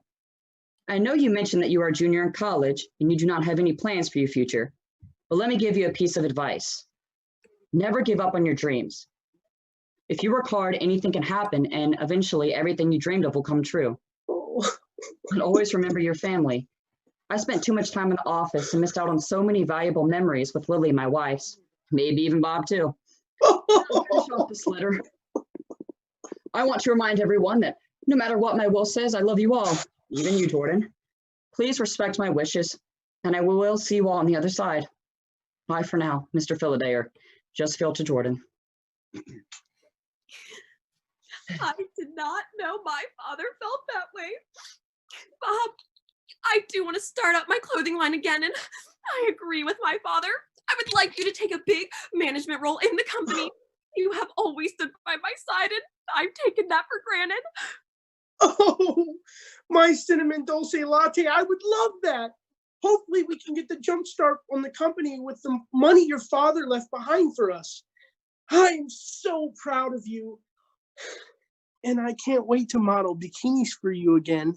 Bob, you better stop or I might come down there. You wouldn't dare. Could you please stop? Camera's still on. Frankly, I do not ever want to see or hear that ever again. Is everyone ready for me to read Philip's official will? Yes, I, for one, am ready to get all of this behind me and focus on my future. I mean, our future. Right, Bob? I agree 100% with my Rose. I am ready to never deal with this again. It just brings up so many hard and traumatic memories. Okay, yeah, let's do this. I don't really expect much, so I'm not too pressed at it. Give us this, George. Now remember, no outbursts, please. Like Philip said in his letter, I hope you all accept and respect his decisions. In other words, you get what you get and you don't throw a fit. Does everyone understand? I, Philip Philaday, residing at 592 Maple Lane, Cherrystown, North Dakota, declare this to be my will, and I revoke any and all wills I previously made. I give all my tangible personal property and all policies and proceeds of insurance covering such property to my daughter, Lily. If she does not survive me, I give that property to Bob Wells, her husband. If they are divorced or separated at the time, then I give it to George Holt. I direct my daughter, Lily Wells, without apportionment against any beneficiary or other person, to pay all estate, inheritance, and succession taxes, including any interest and penalties thereon payable by reason of my death. Finally, I give the front guard of my estate to Jordan Willows. I also request that he digs up my money tree, otherwise known as a Pachira aquatica, under which you will find a chest that will also belong to him. Okay, everyone, that's it. Does anyone have any questions? Questions? Boy, do I have questions. So, he's saying I get his crappy house and I have to pay all the taxes on it. Well, excuse me, but that is just ridiculous. Well, darling, we can just sell the house and then take the money. Unfortunately, I do not think anyone will want to buy a house when the garden belongs to someone else. Yeah, what the hell is that all about? I know he loved that stupid plant, but I mean, seriously? And what is the deal about that chest? Legally, I'm only allowed to tell Jordan what is in the chest, but if he allows everyone to hear, then I will tell the group. So, Jordan? Yeah, it doesn't really matter. It's probably just an old empty chest. Actually, Jordan, that chest holds all of Philip Philiday's money. When his second wife died, he took all of his money and cashed it in. That check holds up to $600,000. I don't understand. What the hell? I've done so much crap for my father over the years, and this is how he repays me? By giving all of his money to some stoner who probably didn't know one thing about him? Okay, Lemon, let's try and calm down. Maybe do those breathing exercises your therapist Shut gave to you? up, Bob. I know a lot about your father, actually. I noticed he always liked 3 scoops of sugar in his coffee, and his favorite color is red, and that's why I planted red roses outside his bedroom, Lily. Phil was always nice and kind to me, even though he hardly knew me. I know that I don't deserve the money he left for me, but believe me, Lily, I will not spend it on wine and fancy tennis trainers like you would. I'm going to invest in my future, my career, and my family, just like Phil wanted me to. Oh, you little bitch. I swear to. Oh, thank God I can do that. Oh, well, gentlemen, it has been nice chatting, but I better go hide before she finds me. Oh, and Jordan, good luck. Well, George, this is not the morning I expected. Are you taking on any new clients? I think I need help handling my assets. Of course, Jordan. Give me a call anytime. I hope to talk to you soon.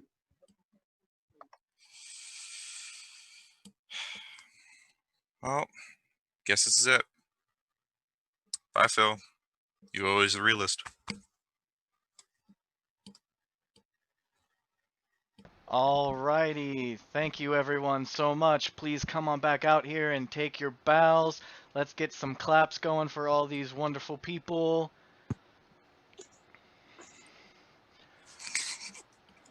Alrighty.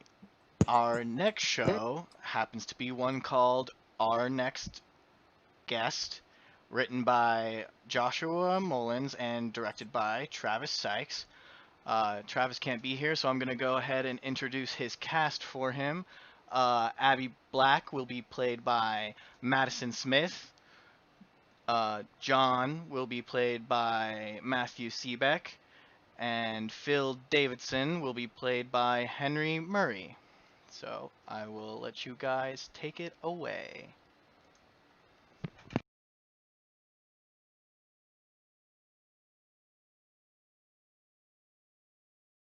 Hello. Hello, Miss Black. Yes, that's me. Oh, great. So good to finally meet you. I'm John Watkins, producer of The Late Show Tonight with Phil Davidson, and I wanted to say before we begin how honored we are to have you on our show. Thank you. I've been looking forward to being on your show for a while. Please, please. The pleasure's all ours. Now, according to your publicist, this is your first late night interview, correct? Yes. Yes, this is like my first official late night interview. Well, congratulations on making it to primetime, Miss Black. Thank you. So as you'll probably know, I'm here to go through some of the talking points that your publicist has sent over and some of the points that Phil's going to go bring up in the interview. Sound good? Yeah, sure. Sounds good. Awesome. So first things first, I want to clearly intro with you to make sure you're okay with it. So we have here, our next guest is a Tony Award nominated actress known for her performances in indie films such as Blue Roses and Ferocity. You can see her alongside Tom Cruise and Daniel Craig in the upcoming movie, The Alliance. Ladies and gentlemen, Abby Black. How's that? Yeah, that sounds fine. Great, great. Glad to hear it.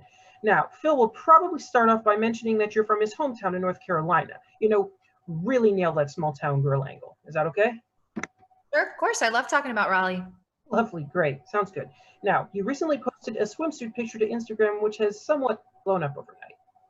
Oh, yeah, I posted that because my publicist said it would be good press for the movie, but I mean, is it okay if we don't bring up that picture? I'd rather talk about my work on the movie. Oh, just don't worry about it. Phil will just briefly mention it as a way to segue into all the training and whatnot you had to do for the movie. Oh, I mean, I guess that's... And if we show the picture, it'll most likely get more likes, which will increase your followers and will also serve as free press for the movie. It is a win-win-win-win-win scenario. I promise Phil will only mention it once. Well, yeah, okay. I mean, if that's okay with you. I mean, if it's going to be brief, then I guess, yeah, sure. Perfect, perfect. So Phil will touch on your training, then he'll segue into asking about how your quarantine is going, short and simple. Then he'll ask you about working on the movie, which of course will segue into your clip, and then we'll be done. It's pretty straightforward, and you've done press before, so I'm sure this isn't anything too new for you. Any questions or anything? I guess not. Sounds pretty straightforward to me. Beautiful, beautiful. Glad to hear that. Alrighty, so we should be ready to roll here in just a moment. If you don't mind waiting on the line for a second, we should be connecting you over to Phil shortly. Again, we are so glad to have you on our show. Break a leg out there, Miss Black. Thank you. John. Thank you, John.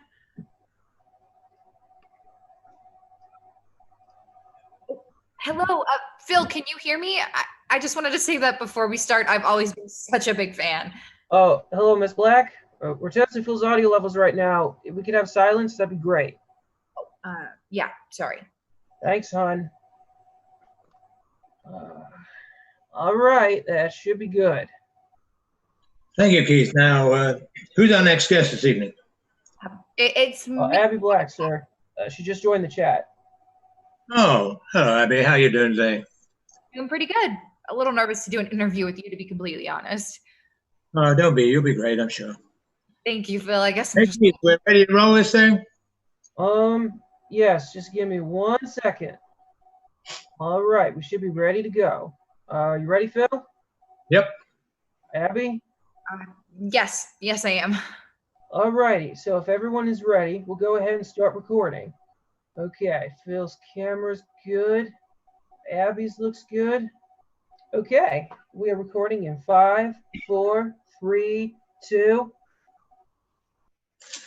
Welcome back to the Late Show tonight with me, your host, Phil Davison. Hope your break was just great. I myself had just enough time to beat our first guest of the night, Dwayne "The Rock" Johnson, in a virtual push-up contest. But enough about me. Our next guest this evening is Tony Award-nominated actress known for her performance in indie films such as Blue Roses and Ferocity. You can see her alongside Tom Cruise and Daniel Craig in the upcoming movie, which I'm sure is going to be a smash hit, The Alliance. Ladies and gentlemen, Abby Black. Abby, how you doing today? Doing pretty good. How are you, Phil? Good. I'm doing well. Now, my producer says that this is your first late night appearance. Is that true? Yes, that's true. Well, welcome to Late Night, Abby. Well, thank you, Phil. Let me start off by saying that is an absolutely lovely dress. Thank you. I thought I'd dress up for the occasion. Well, I'm not even wearing pants right now, so it's nice that one of us is dressed up. Now, I've heard through the grapevine that you and I have a little something in common. Oh, really? Yes, apparently you and I both come from the same neck of the woods, the sticks, the boonies. Yeah, I'm also from Raleigh. Small world. Well, congratulations on making it out of there alive. Oh, well, thank you. But I have to be honest, I have a hard time believing you're from good old NC. Oh, really? Why do you say that? Because there's no way anyone from my hometown looks this good. Have a look at this.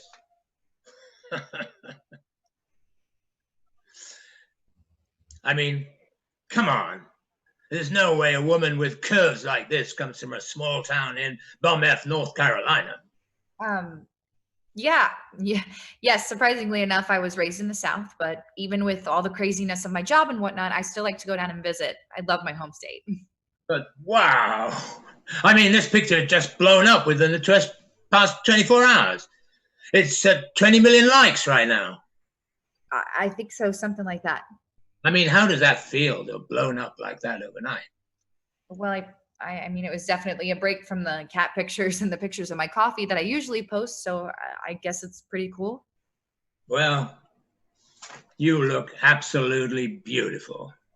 If there were more girls around like that when I was growing up in North Carolina, I don't think I would have ever left. Thank you. Now, speaking of your beauty, I've also heard that you had to go through some rigorous training and exercise to keep your character, Pearl Stryker's infamous figure for the movie. For those at home who aren't familiar with the Alliance graphic novels, your character is known for her seduction and sex appeal. So what was it like to get into that kind of shape? I mean, it was a lot of work, a lot of dieting and exercise. You know, I didn't eat ice cream or chocolate for like months, but yeah, it paid off. Going without chocolate? I'm pretty sure my wife would die if she couldn't have chocolate. She'd turn into this crazed monster, as I'm sure most women would. Well, I don't think most women would. I think most women would be fine. I mean, I survived. I'm just saying I'm not too sure my wife could. Now, as I said earlier, you're playing the famous role of Pearl Stryker, who's known for being kind of the badass in the Alliance series. So how does it feel to play such a strong female character? Well, I'd say she is a strong female character, but I wouldn't say that she's strong because she's only kick-ass or because of her position amongst her male peers. But I think Stryker is a strong female character because she is simply an honest female character. She experiences pain, she experiences suffering, but she confronts these issues in her life with courage and grace and discernment. And because of that, because of who Stryker is at her core, I think that's what makes her a strong character. You've got to admit, though, the costume is pretty badass. Yeah, sure, Phil, she's pretty badass. Now, enough about the movie. Let's talk about you for a second. You're in quarantine. I'm in quarantine. Everyone's in quarantine. What are some of the things Abby Black does to pass the time? Well, I've been reading a lot lately. I've been baking a lot as well. Meditating. I do a lot of meditating and hanging out with my cat. Honestly, nothing too interesting. Are you quarantined with anyone in special? Any boyfriend or anyone else to keep you company? No, it's just me in my apartment in Brooklyn. Not really dating or anything. I'm perfectly happy being by myself. Well, let me tell you, it's going to be hard to keep all the guys off of you once this movie drops. I had to keep bringing it up, but wow, I mean, wow. Could you possibly just stop? No, again, back to your movie. You're a young actress, 21 years old. You make headlines with your Broadway debut. You receive a Tony nomination for your performance, and a year later, you're starring in a film with Daniel Craig and Tom Cruise. I mean, what is that like? I mean, it's been a whirlwind, but it's been fun. I've been working on a lot of projects, and a lot of doors have opened for me over the past few months, so I've been really fortunate. I'm eager and excited to see what my future holds. Tom was on our show this past Tuesday, and he was talking about some of his past projects along with the Alliance. What was it like working with him? Did he give you any advice on acting or anything? Did he give me advice on acting? Yeah, I'm sure between takes you two must have chatted at some point, right? Well, I mean, we did spend a lot of time together while shooting in Argentina, but no, he didn't give me advice on acting. You know, he has his methods and I have mine. I mean, I've been acting my whole life, so I would say that I've kind of developed my own craft through my own experiences. When I was working with Tom, we'd show up to the set and, you know, just work. I mean, don't get me wrong, he was really nice and it was great to work with him. He just didn't give me advice. Well, I'm sure he had a lovely time working with someone who looked like this. Can you stop holding up that picture? Excuse me? Stop holding up that picture. I think that people at home get it by now. Sorry, just trying to give the people at home what they want. Excuse me? Okay, you know what? I'm done here. I can't do this anymore. Hey, what's the problem? The problem is that I've been sitting here letting you belittle me for the past 5 minutes, and I won't put up with it anymore. You flaunt my body as if it's yours to show off. You judge my character's strength based off of her ability to kick ass. You dig into my personal life, and when you do ask me about my work, all you ask is what it was like to work with my male co-stars. I'm tired of putting up with this, so I'm out. Wait. Hey, Keith, can you stop recording for a second? I'd like to talk with Abby real quick. Yeah, give me a sec. Yes, okay, we're no longer recording. Miss Black? What? Look, I've been doing this for 20 years. I've interviewed every star you could ever think of, many times more than once. You think I don't know how I sound? It's degrading and pathetic, disrespectful, honestly. But it's the job. We're all salesmen out here, selling ourselves and selling our projects. My job is to sell you, to sell your movie. And in order to sell, I have to give the public what they want. They want cheap jokes, cheap sex, cheap action. They're all cheap, ignorant primates. And I do what I can to make sure our pockets are lined with their money. I'm just doing my job, hon. Now, let's finish the interview so you can get on with your life and I can get on with mine. Is that okay? Okay, Keith, are we able to finish the interview? Yeah, just give us the last plug, Phil, and we should be able to edit enough together to form an interview for tonight. Okay, thank you. Okay, we are recording in 5, 4, 3, 2. Well, Abby, it's been an absolute pleasure to have you on the show tonight, and I hope you continue to take care of yourself amidst this crazy world that we live in. Thanks for having me, Phil. You can see Abby alongside Tom Cruise and Daniel Craig in The Alliance, on demand on all platforms this Friday. Abby Black, everyone. When we return, Childish Gambino will be debuting his new hit single, so stick around, we'll be right back. And we're off. Thanks, everyone.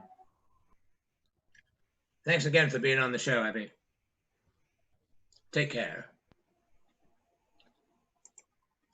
Yep.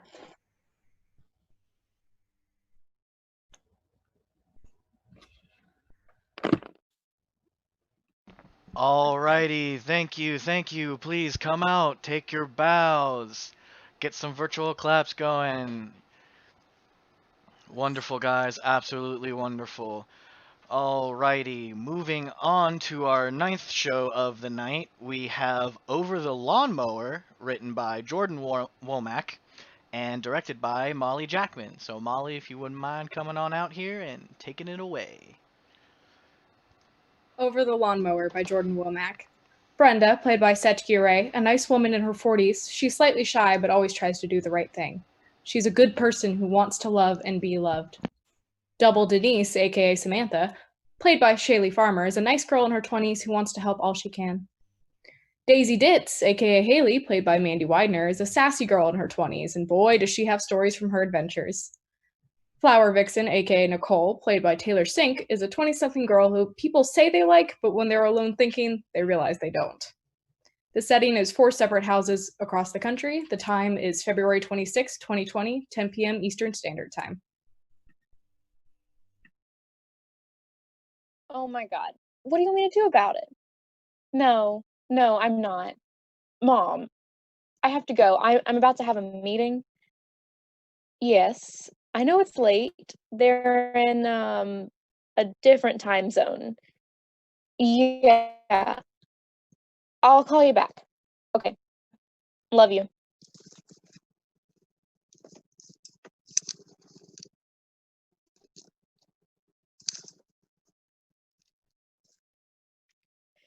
Hey there, Shug. I'll be right with you. You're okay. Take your time. Sorry for the wait, Shug. I was just getting. Oh no! Oh, please put something on. I don't. I wasn't expecting. You what? You don't like how I look?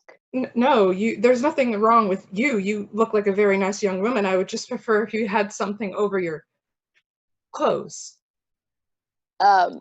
Is a hoodie okay? Yes, that'd be fine. I would just prefer you covered and comfortable.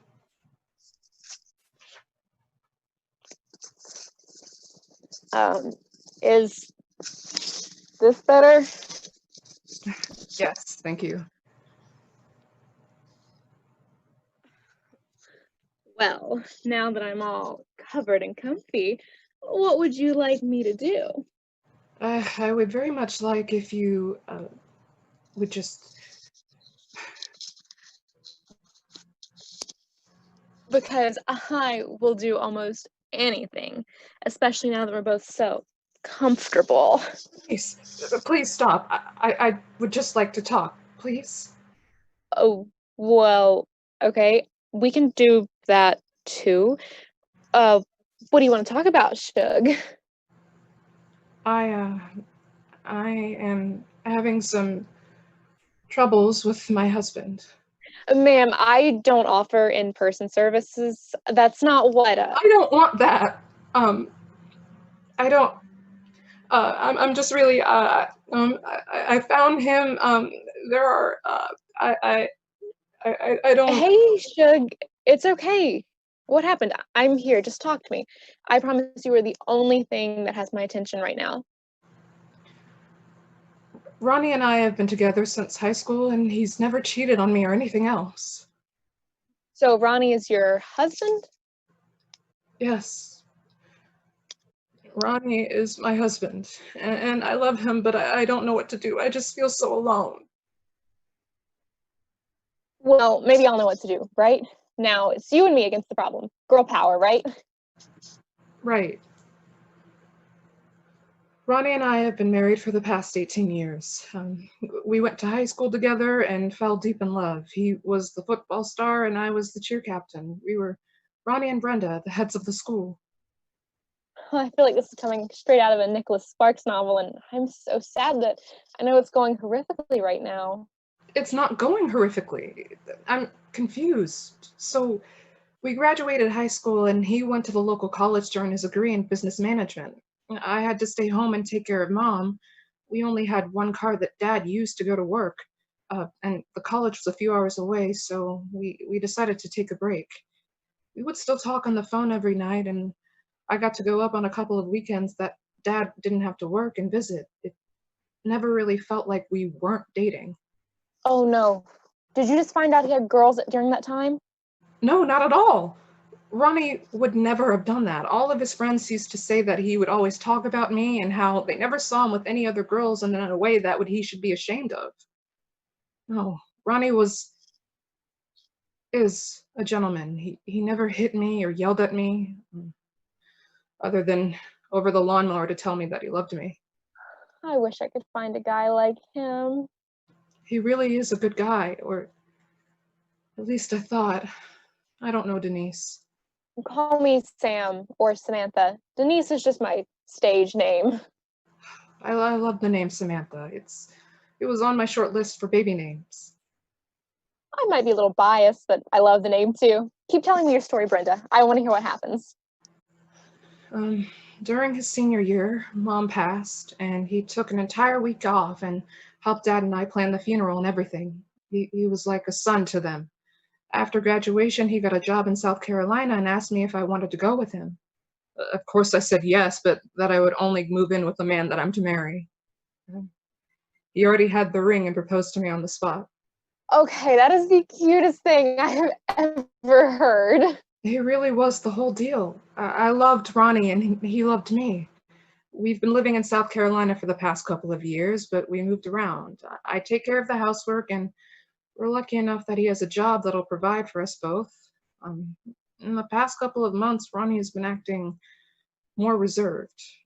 Ronnie loves watches, so I went on his computer to try and see if he'd been looking up any watches.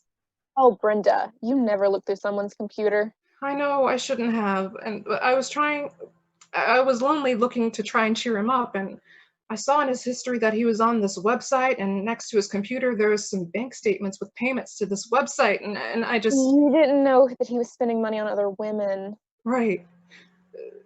This was last week, and I can't figure out what to say to him. I mean, I feel so hurt by it all. I know it's technically not cheating, but... It's close enough. Right. It's in that spot where the attention, time, and money he's putting into this, it should be for you. Not that I need it, because he's still a wonderful husband and partner, but I can't look at him the same way. I am so sorry, Brenda. I promise that we have no idea what's going on behind the scenes. And I know that, sweetie, I do. I'm not mad at you, I'm just... Wait, am I the girl? The one Ronnie's paying? Because I promise I didn't. No, I didn't. Not at all, Samantha. You're fine, Samantha. I just wanted to learn more about it. I wanted to talk about it with him, and I figured that the best way would be to talk to someone who You can call us scam girls if you want. Sex worker is fine. An adult streamer. Really any of those. But you're a very strong woman, Brenda. Most people would have just thrown papers in his face and started yelling. Lord knows I might have. Thank you. I love my Ronnie, and I really don't want to lose him. Well, what questions do you have? What can I help with? Okay, how did you get into this kind of stuff? Well, I got into it because I was in college and I needed money. My school hours were tough due to a lot of morning and night classes, so a regular job wouldn't work well. Oh, you were in college? What did you study? Astronomy, hence the whole night and morning classes. I love looking up at the stars. There's something so fascinating about them. That's exactly how I felt. I wanted to know more, so I started learning as much as I could. But learning isn't cheap, so here we are. Oh, that makes sense, honey. There's nothing wrong with doing any of this and getting paid as long as you're not getting hurt. If it makes you happy, it makes you happy. Thank you, Brenda. It's nice to know that some people think that way. What else can I help you with? Do you know who's paying you? Well, most of the time, no. Normally, people sign up with a username, normally kind of something perverted like 6 big booby lover 9 or... I understand, thank you. I'm sorry, but normally they don't have ones. Sometimes they just call anonymous. That's how you appear to me unless I change it. Oh, well, I don't like that. Would you mind changing it for me, please? Of course. Here. Now it says Brenda. Wonderful. Can I ask another question? Of course. I'm here for you. Whatever you need. Do you ever see the people or know who they are? Sometimes. I have a couple of people I know from high school that are subscribed to me, but I don't think they know that I know. So you don't get information from other people or anything? No, not unless they ask. Like, the only reason I know you live in South Carolina is because you told me. Oh, okay. Wonderful. That eases my mind. So you don't know if anyone has a wife or kids or anything? No, not unless they tell us, no. Has a wife or partner ever come and confronted you about this? No, not me personally. One of the girls I met on here has. Her name is Daisy Ditz, but... Wait, her real name is Daisy Ditz? No, her real name is Haley, but between you and me, she is kind of a ditz. She was one of my first friends here. She's helped me a lot in getting started here and also just in general. Well, she sounds lovely. I'm glad you have a good support system, Samantha. I can see if she's free. Oh, I don't want to be too much of a bother. Not at all, Shook. I just texted her. I think she could be really helpful with some other perspectives on your questions. Well, okay, if you're sure. I trust you, Sam. You don't know how happy that makes me. Hey, Sammy, what's up? Hey, Hales. This is Brenda. Brenda, this is my friend Haley. Or Daisy Ditz if you're paying. No, I'm not paying, but it is nice to meet you, Miss Haley. So, Sam, as much as I love meeting Brenda, why have you added me to this? This isn't like an extra show, is it? Because I'm not getting tricked again. No, Hales. You know I wouldn't do that to you. Brenda found out her husband has been spending money on the site and set up a meeting with me to learn about us. Okay. That's sweet. In a weird way, I mean. Of course, it's sweet that you want to learn, but I guess what drove you to learn is a little less sweet. I just want to be enough, you know? I know. Trust me, honey, I know. Why do you think I started this whole thing? Oh, don't get started, Haley. I don't understand. Why did you start working like this? Do you not want to? Are you being forced? I'm not being forced at all. That couldn't be further from the truth. A couple years ago, I was dating this asshole guy, and he and his buddies and me and his buddies' girlfriends would go out every weekend and go to bars and stuff to, you know, like have a good time. And every time we went out, he'd always pay attention to the other girls more than me. And when we were alone, I still wouldn't even, like, he wouldn't give me the time of day. Anyway, time went by, and I told him that if he didn't start paying attention to me more, that I would start selling my nudes and such, and he just laughed it off. I mean, he knew I wasn't serious. Then one day I needed some money and thought now's the time to prove him wrong. So I dusted off my lingerie and took some pics and made an account, and here we are. So you're just doing this out of spite? If I said no, I'd be lying. But it's not the main reason, or even a high reason at all. The money and the self-confidence is much more rewarding than the spite. Plus, I haven't seen that son of a bitch in at least 4 years, so who knows what he's up to. If you're done, Haley, Brenda needs to talk to you about that married guy. So, Trevor, that was a messy situation. What happened, if you don't mind me asking, of course? Okay, so around 6 months ago, I started seeing this guy, and he starts donating bigger and bigger amounts of money. So he sends a request, and he wants to have like a one-on-one video call. So I say, sure. And the time comes, and we do our business, and by the end of the session, I realize he has a ring. I don't ask him about it. I mean, that's none of my business. For all I know, he could be a polygamist, or she died in a car crash and I kind of look like her. I don't know. How can you just ignore that? Because I just have no idea what someone's life is like. I can't judge them by coming onto a cam service. Besides, we started having more and more one-on-ones, and I think he started to catch feelings. And I think I might have started to catch them too. But I really needed the money at the time, and I don't know if it was the extra money or the income from him or both that was appealing to me. Wouldn't the ring on his finger make you, I don't know, feel bad that you were being the other woman? Look, Brenda, I don't know what's going on beyond what they tell me. I'm like a therapist. They only know what you tell them, for better or for worse. And this one was for worse. Let me tell my story, Samantha. So this goes on for a bit. Then one day we have our scheduled meeting, and instead of Trev, it was his wife. Oh no. Yeah. She was not happy. She ripped into me. She had pictures of her family and her kids. She was blind with rage. You know, she asked me if I had a dog, and before I even answered, she started talking about how awful my dog was. I don't even have a dog. She started calling me a whore and a slut and other names you could imagine. She insulted my mom, my cooking, my username. She made fun of the Dukes of Hazzard and how it's their fault I'm on this platform. And she told me that I looked like my name was like Cassandra. This woman told her she wishes her and her husband were Amish so they didn't have to deal with this problem. This woman sounds very harsh. Oh, she was.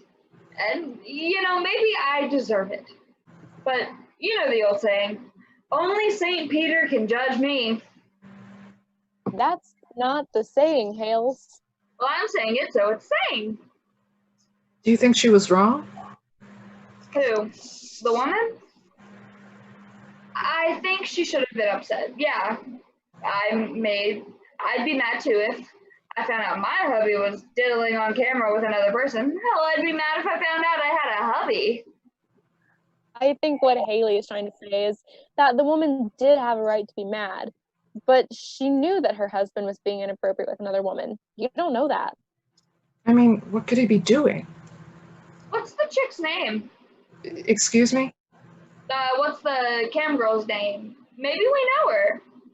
That way we could get down to it. I don't know about that. I don't know if I'm ready to Are you gonna call her names and throw shit at her through a screen? No, of course not. Then I think you're ready. What do you think, Sam? Do you think Brenda's worth it? I think that no matter what happens, we will be here for you, Shug. No matter what. Okay, let's do it. Her name is Flower Emoji, Flower Vixen, Flower Emoji. Oh my god. That bitch, I hate her. Oh no, is she bad? Is this bad? Who is she? Should I be worried? Breathe, Shug. She's not a bad person per se. Just some of us girls have a problem with her. Yeah, because she's a holier than thou bitch. I'm sorry, I'm cursing so much, Brenda. I try my best not to, but I can't control what you do. I don't mean that in a mean way, just that we are different people. Because I really get this vibe that you don't like it, but she's a bitch and I really hate her. You don't hate her. She just annoys you.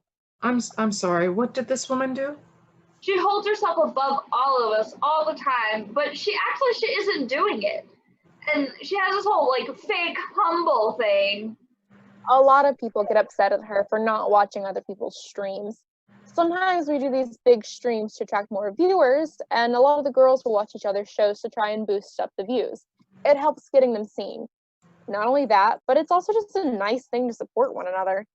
And this bitch always goes on and on about streams she's doing, but will never come to anyone's streams unless she thinks it's worth her time. We have a lady like that in our HOA.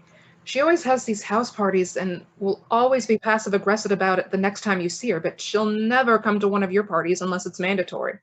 And the entire time she'll complain or she'll come after drinking one too many drinks.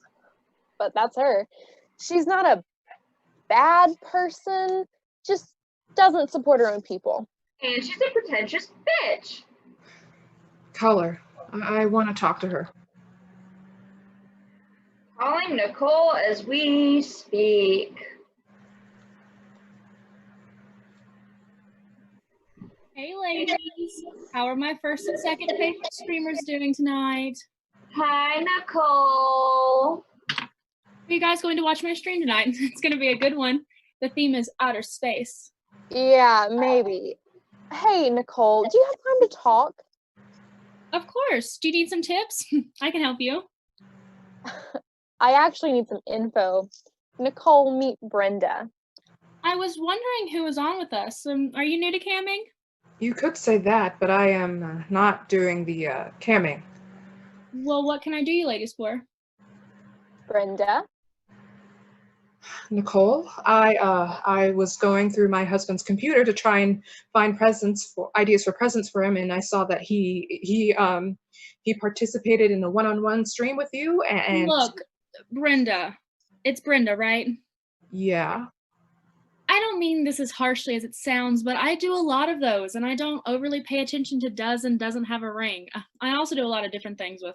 So his name is Ronnie, and he looks like he's 5'7", but when he stands up, he's 5'10". He's starting to bald, and he tries not to let people see it. He always has his ring on. When he talks, he sometimes trips over the word toiletries, and he knows that, and he says that to make me laugh. He has bushy eyebrows, but not too big, and a 3 o'clock shadow, and he's the love of my life, and I just want to know what happened between you two.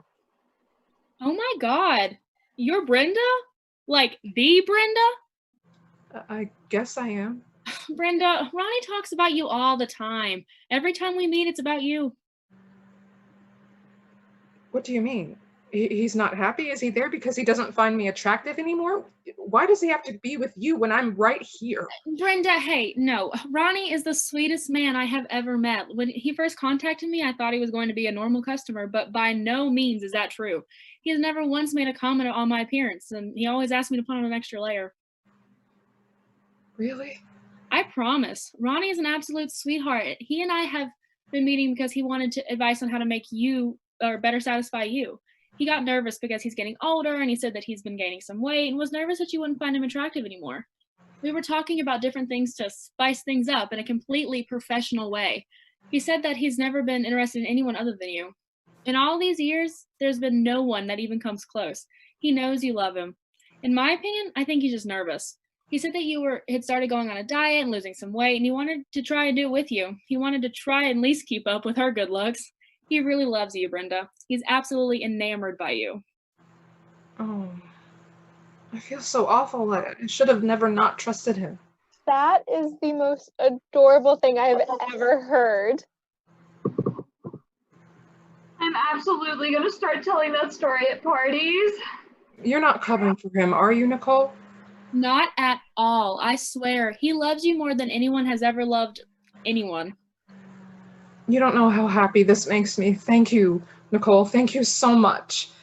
Of course. I've been dying to meet you anyway.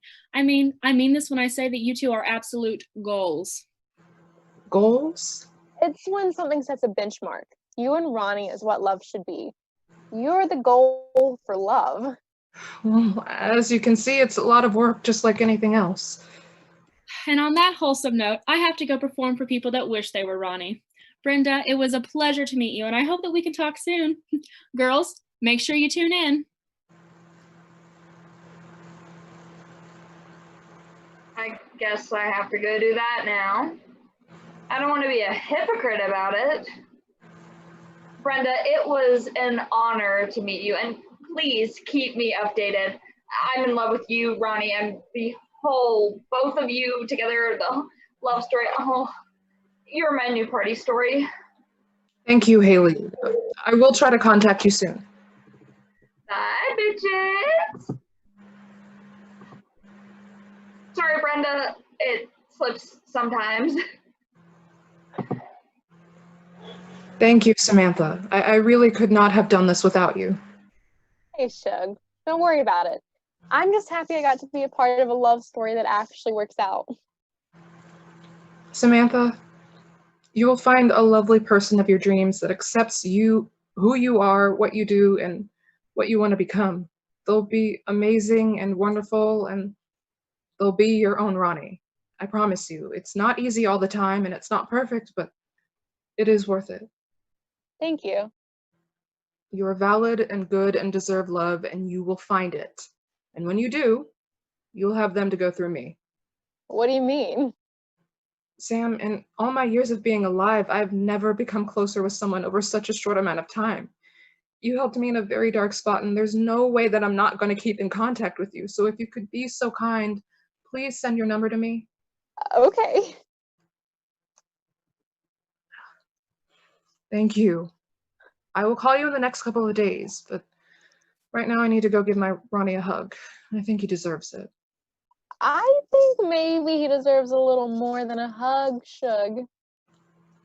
We will see what happens. Thank you, Samantha. I couldn't have done this without you. Thank you. Of course. I told you, us girls gotta stick together. I'll talk to you later, Sam. I'll talk to you later, Brenda. Bye, dear.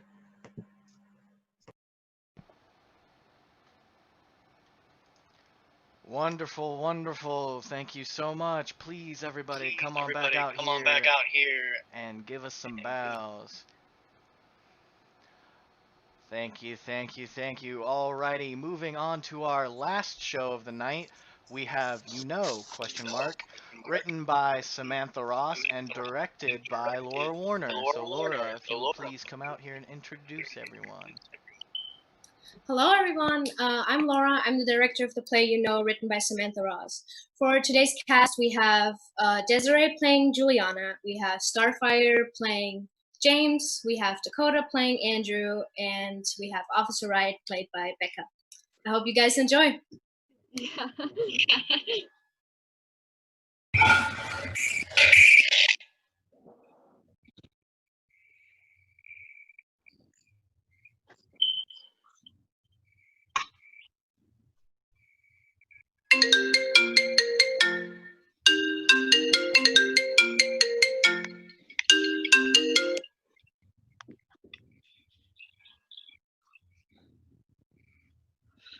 Hey, baby doll, how are you? It's so good to hear your voice. I haven't heard from you in a little while. Hey, Mom, I miss you. Oh, honey, you sound sick. Is everything all right? Yeah, I just had a cold is all. How have you been? Oh, I've been good. Your brother just transferred high schools. I think he really likes What school is he going to? Dayton High School. You know the school right off of Main by the 7-Eleven? Oh, yeah. And how is he doing there? He's doing good. You know what? Let me get him for you real quick. I know he misses you. Andrew, come here. Your brother's on the phone. What? Your brother's on the phone. Now be nice. Hi. You skipped out on us for spring break. Just be nice. I'm gonna give you the phone now. Don't be mean to him. I'm with your brother now. Here he is. Hey, Hey, how's your new school coming? it's fine. Why do you sound like that? Yeah, I just blew my voice out at a football game the other day. You know how it is. I guess. So anyway, my first day sucked. Oh, I'm sorry. What happened? Well, I literally had no friends to start it off. But you have friends now, right? I was just getting to that if you let me talk.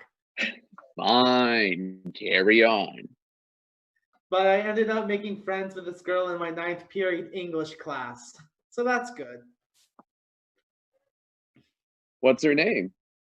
Sophia. And she invited me to hang out with her and her friends at the mall tomorrow night. That's great. Which mall are you guys going to hang out at? The Smith Haven Mall. It's close to the school and it has that good pretzel place. That's great. What else have you been up to? Schoolwork. But I'm trying out for the lacrosse team next Thursday. That's awesome. I know you'll do great. Thanks. Oh, and I met this new boy in my bio class. His name is Devin. He's really cool and he plays basketball. Be careful. Boys have cooties, you know that? James, I'm 15 and a guy. I think we're well past cooties. And do you like this Devin? I think so. I'm just saying, he better be nice to you. Chill. I mean, we're not even dating. Oh, you just think he's cute. Okay, okay. No more talking about my relationships. How's everything out there in Colorado? It's good. Just good? Yeah. And he's going on a field trip for his sociology class, too. Shut up. Don't you dare tell me to shut up, or I'm taking your phone away and you can kiss Devin and hanging out with Sophie tomorrow. Goodbye. Jeez. Okay. Where's the field trip? We're going to the mall to people watch. I think my teacher just wants to shop. Oh shit. Language. Sorry. Oh shoot. Better? Much. Look, I gotta go. Devin's calling me. Okay, bye. And tell him he better be nice to you or else. Mm, Say goodbye to your brother. fine. Bye, James. I love you so much. Better, Mom? Love you too, man.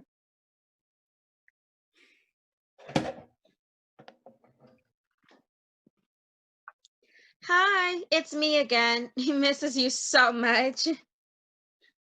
I miss him too. Yeah, I really wish you would have come down for spring break last week. Look, I told you that I had to stay over. All I've gotten from you was a text. You could have called and said you weren't going to make it. You're right. Yeah, I'm sorry.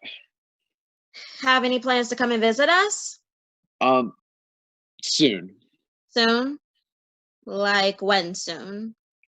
It'll be a surprise. Well, as long as I get to see you soon, I'll be happy. You will. And did you get the money I sent you for your birthday on Monday? I learned how to use Venmo. Yes, thank you. And I got the message with you and Andrew singing happy birthday. It's very sweet. Oh, it would have been sweeter if you would have called back. I'm sorry. I've been busy with the classes, you know. Yeah, I know. We miss you so much, though. I told you, you'll see me soon. What else has been new? Oh, nothing much. Grandma is still enjoying Storyside. Storyside? Yeah, Storyside. The nursing home she's been in for 3 years now? God damn it, James, pay attention. I'm sorry. Are you sure you're all right? You don't sound very good. I'm fine. And how's your friend? What's his name again? Mike? He's good. Is he still working on his film stuff? Oh, yeah. Oh, well, that's good to hear. He's very good. I enjoyed that film he made. The one where you were in last semester. What was it called again? Oh, hold on. Yeah, I forgot. You were in a movie and you don't remember the name? It was just a long time ago, you know? Yeah, I guess I do. So, Mom, what else is going on out there? Well, I made a pot roast for your brother and I, and it was pretty good. It's from this new recipe Bethany Windsor gave me. That's nice. Yeah, nice lady. You know, her son, Tommy, used to go to school with Andrew before he transferred. The Langs next door are redoing their house. Now they have a nice porch and everything, and it's cute. I like it. The husband, though, out at 5 a.m. every morning mowing the lawn or leaf blowing. I don't go to work until 9, and sometimes it's just nice to sleep in, but he's like a neighborhood alarm clock. Every morning at 5 a.m., hey, everybody, get up. Time to mow my lawn with this obnoxiously loud lawnmower. It's ridiculous. How's work, by the way? Stuff at the pharmacy is just fine. Boring, but fine. That's good.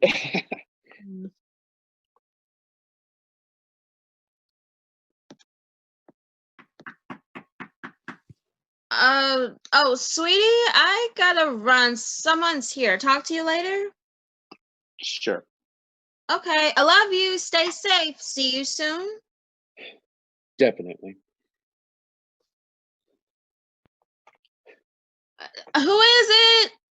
Police. Come in. Good evening, ma'am.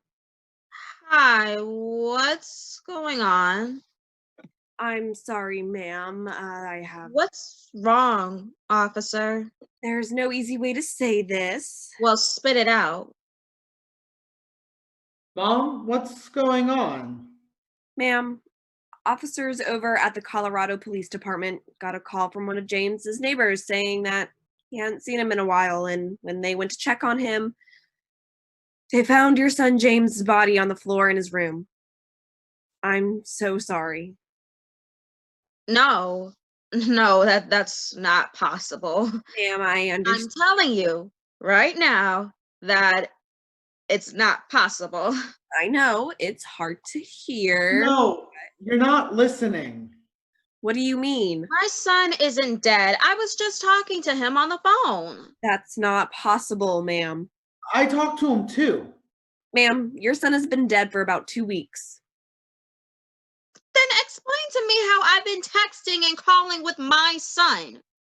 Ma'am, when your son was found, we didn't find his phone on him. I was just talking to him. That wasn't your son. I talked to him too. Ma'am, I'm so sorry. There's absolutely no way that could have been your son. Your son was found stabbed to death 37 times in the abdomen. That was not your son.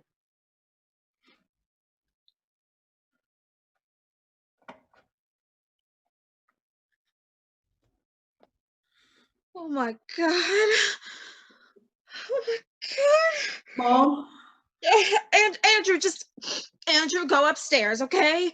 What the fuck? No, I am not just gonna leave you. Go upstairs now! James, wait a minute. If that wasn't my son. When was the last time you spoke on the phone with the caller? It was not even 5 minutes ago. Does he have an iPhone? Use the Find My iPhone app to see where he is. Wait, but he could have done it all, but maybe there's no way. For your son.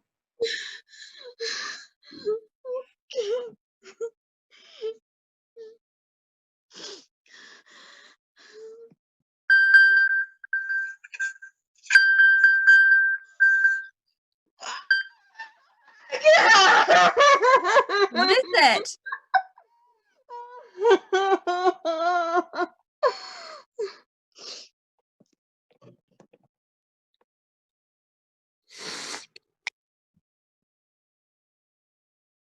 Scene. Alrighty, thank you guys so much. Come on back out here for final bows of the night. Virtual claps all around. Wonderful, wonderful. Thank you everyone who's watching for sticking around. I know it's late.